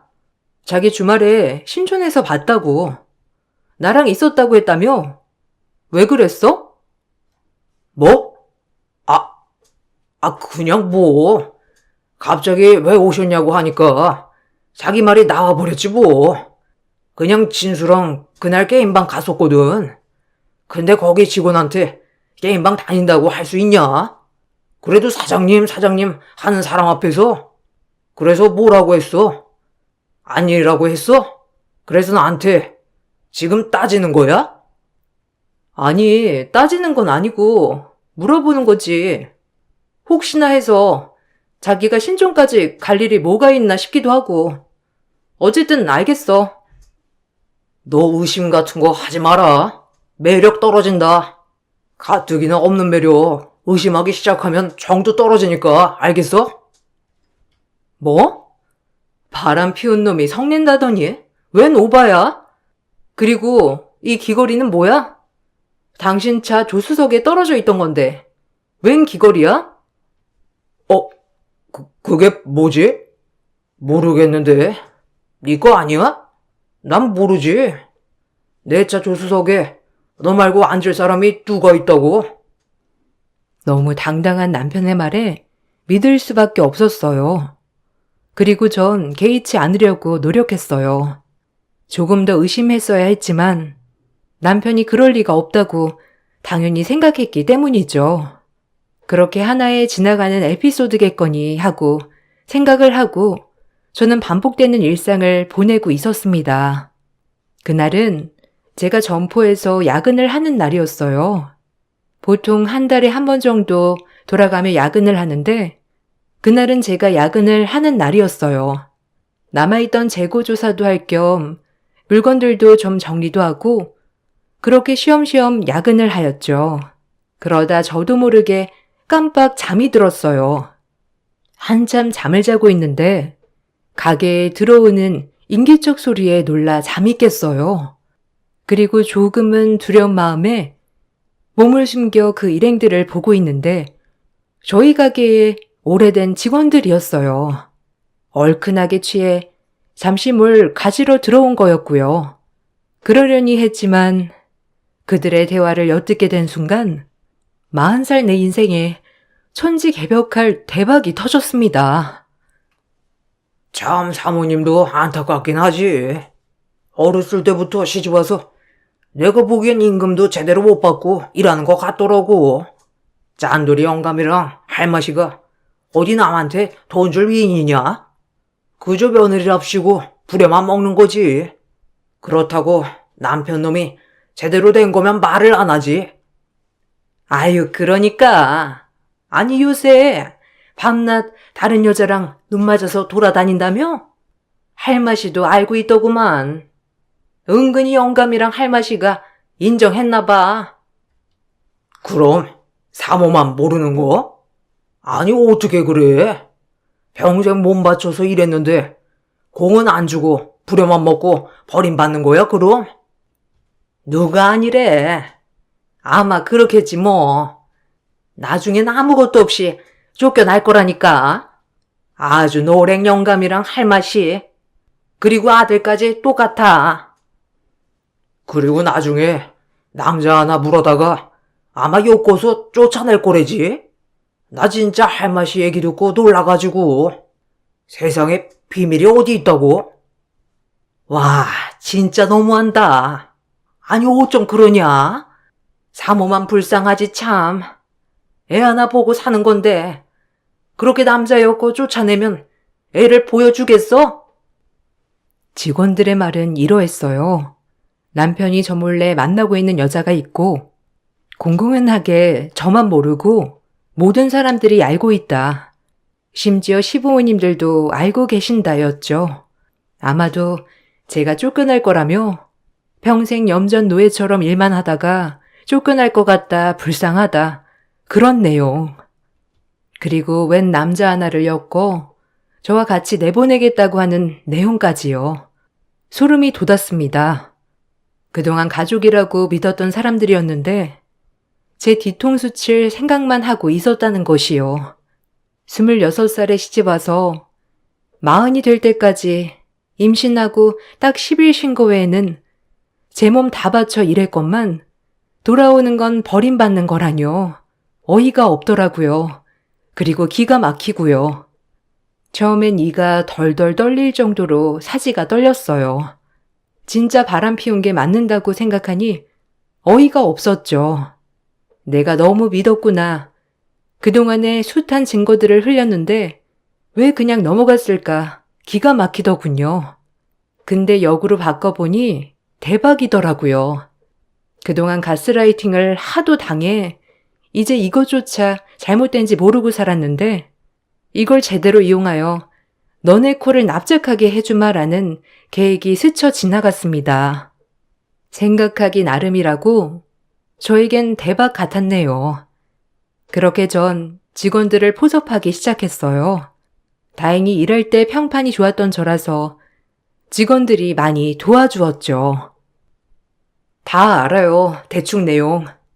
두 분 하시는 얘기 들었어요. 야근하는 날. 뭐 충격이긴 한데 애초에 기대도 없던 사람들이라 오히려 이 기회로 엿이라도 먹이려고 해요. 제가 뒤통수 당하기 전에 제가 먼저 치려고요. 여러분들이 저 도와주셨다는 건 비밀로 할게요. 아이고 사모님 죄송해요. 저희가 진작에 미리 말을 해드렸어야 했는데 뻔히 고생하는 거 알면서도 쉽게 나서지 않았네요. 괜찮아요. 그럴 수도 있죠. 쉽지 않으셨을 거라는 거 알아요. 일단 남편의 외도 증거 먼저 잡을 거예요.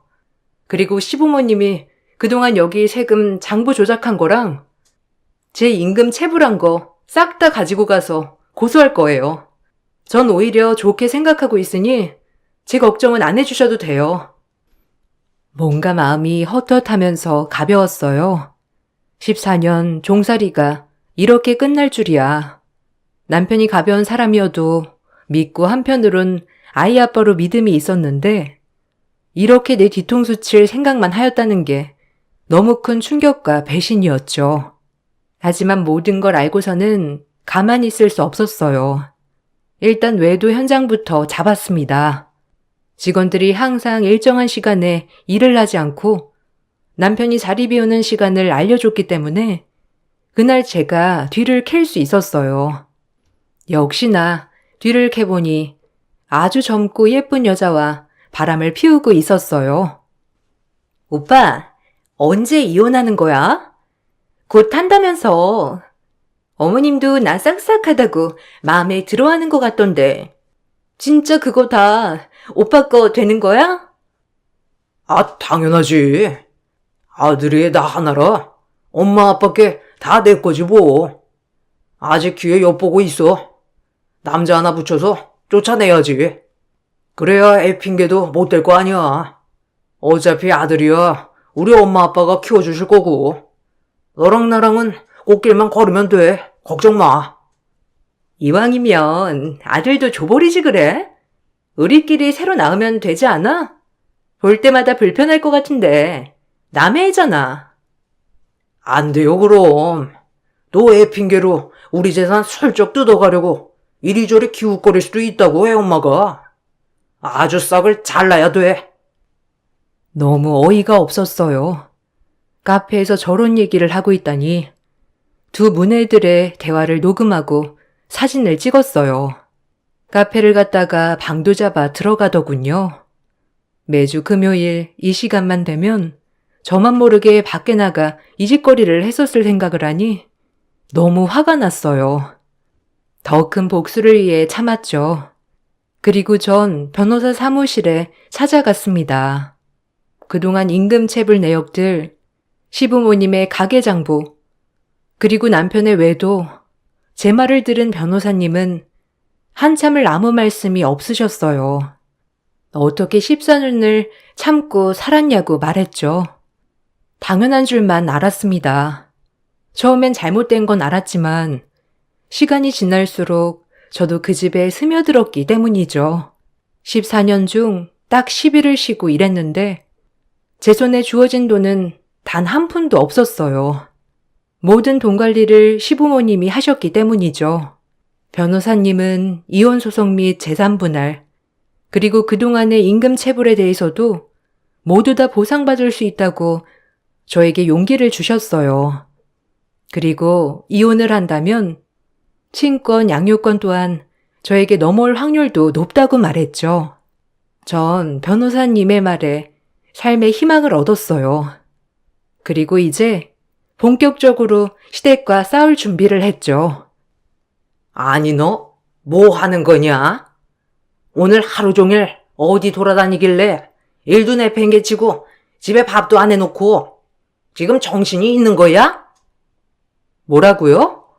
지금 저보고 정신이 있냐고 했어요? 그럼 어머니는 정신이 어디 가셨길래 애 아빠 바람 피우는 꼴을 눈 감아 주셨는데요?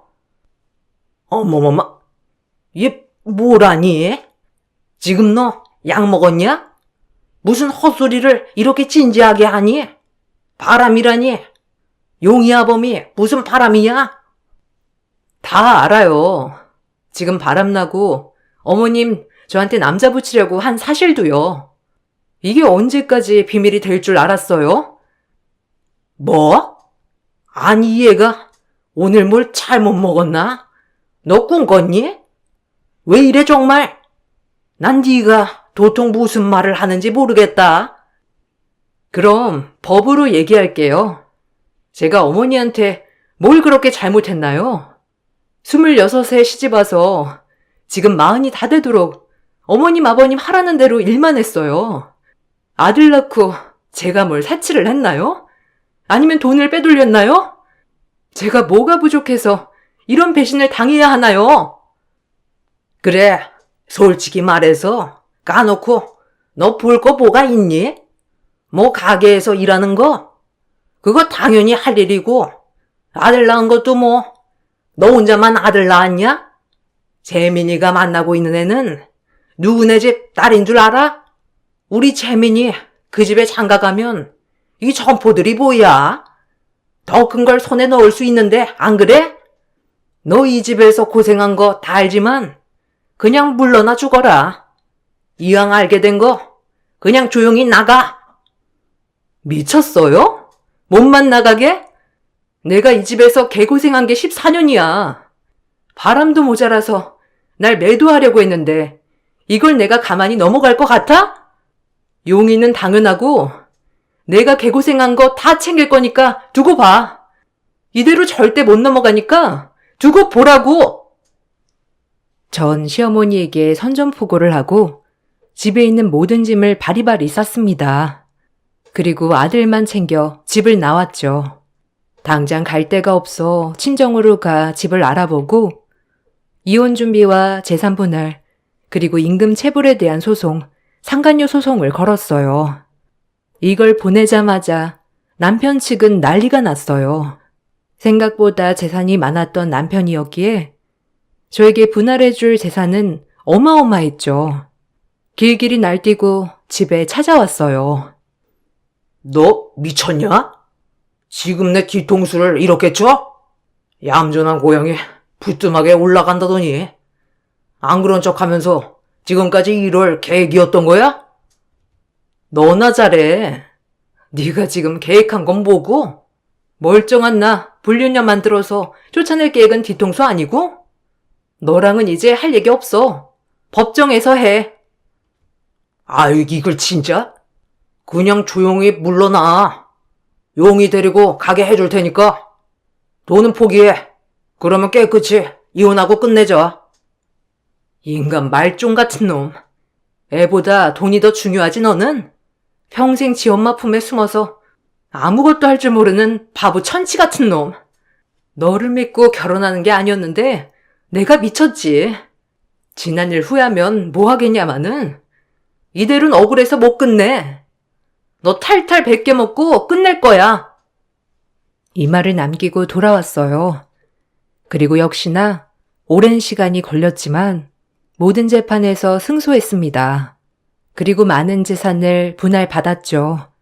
욕심 없이 자식 하나 보고 살아가고 있었는데 창고에서 나눈 직원들의 대화를 엿들은 이후에 이렇게 홀로서기를 할 수 있었어요. 참으로 어리석게 살았다고도 생각합니다. 그저 시어머니 말이 법인 줄 알고 살았으니까요. 아마 남편의 외도가 아니었다면 전 아직도 그 고생하며 살았을 것 같은데 오히려 고마워해야 하나 합니다. 지금은 아들을 데려와 살고 있어요. 재산 분할이 꽤 많이 되었기 때문에 아쉽지 않게 살아가고 있어요. 이것이야말로 대박이 아닐까 해요. 그때는 몸도 고단하고 마음도 참 고단했거든요. 아들만 잘 클 수 있다면 미덕으로 여기고 살려고 했으나 얼마나 어리석었던 일이었는지 새삼 깨달아요. 세상에 이렇게 행복한 일상이 소소하게 많이 있는 것도 놀랍고요. 지난 14년 동안 하지 못했던 문화생활도 즐기고 있고 제가 하고 싶었던 제빵 과정도 배우고 있습니다. 이 과정이 끝나면 조그맣게 제과점을 하나 해볼까 하거든요.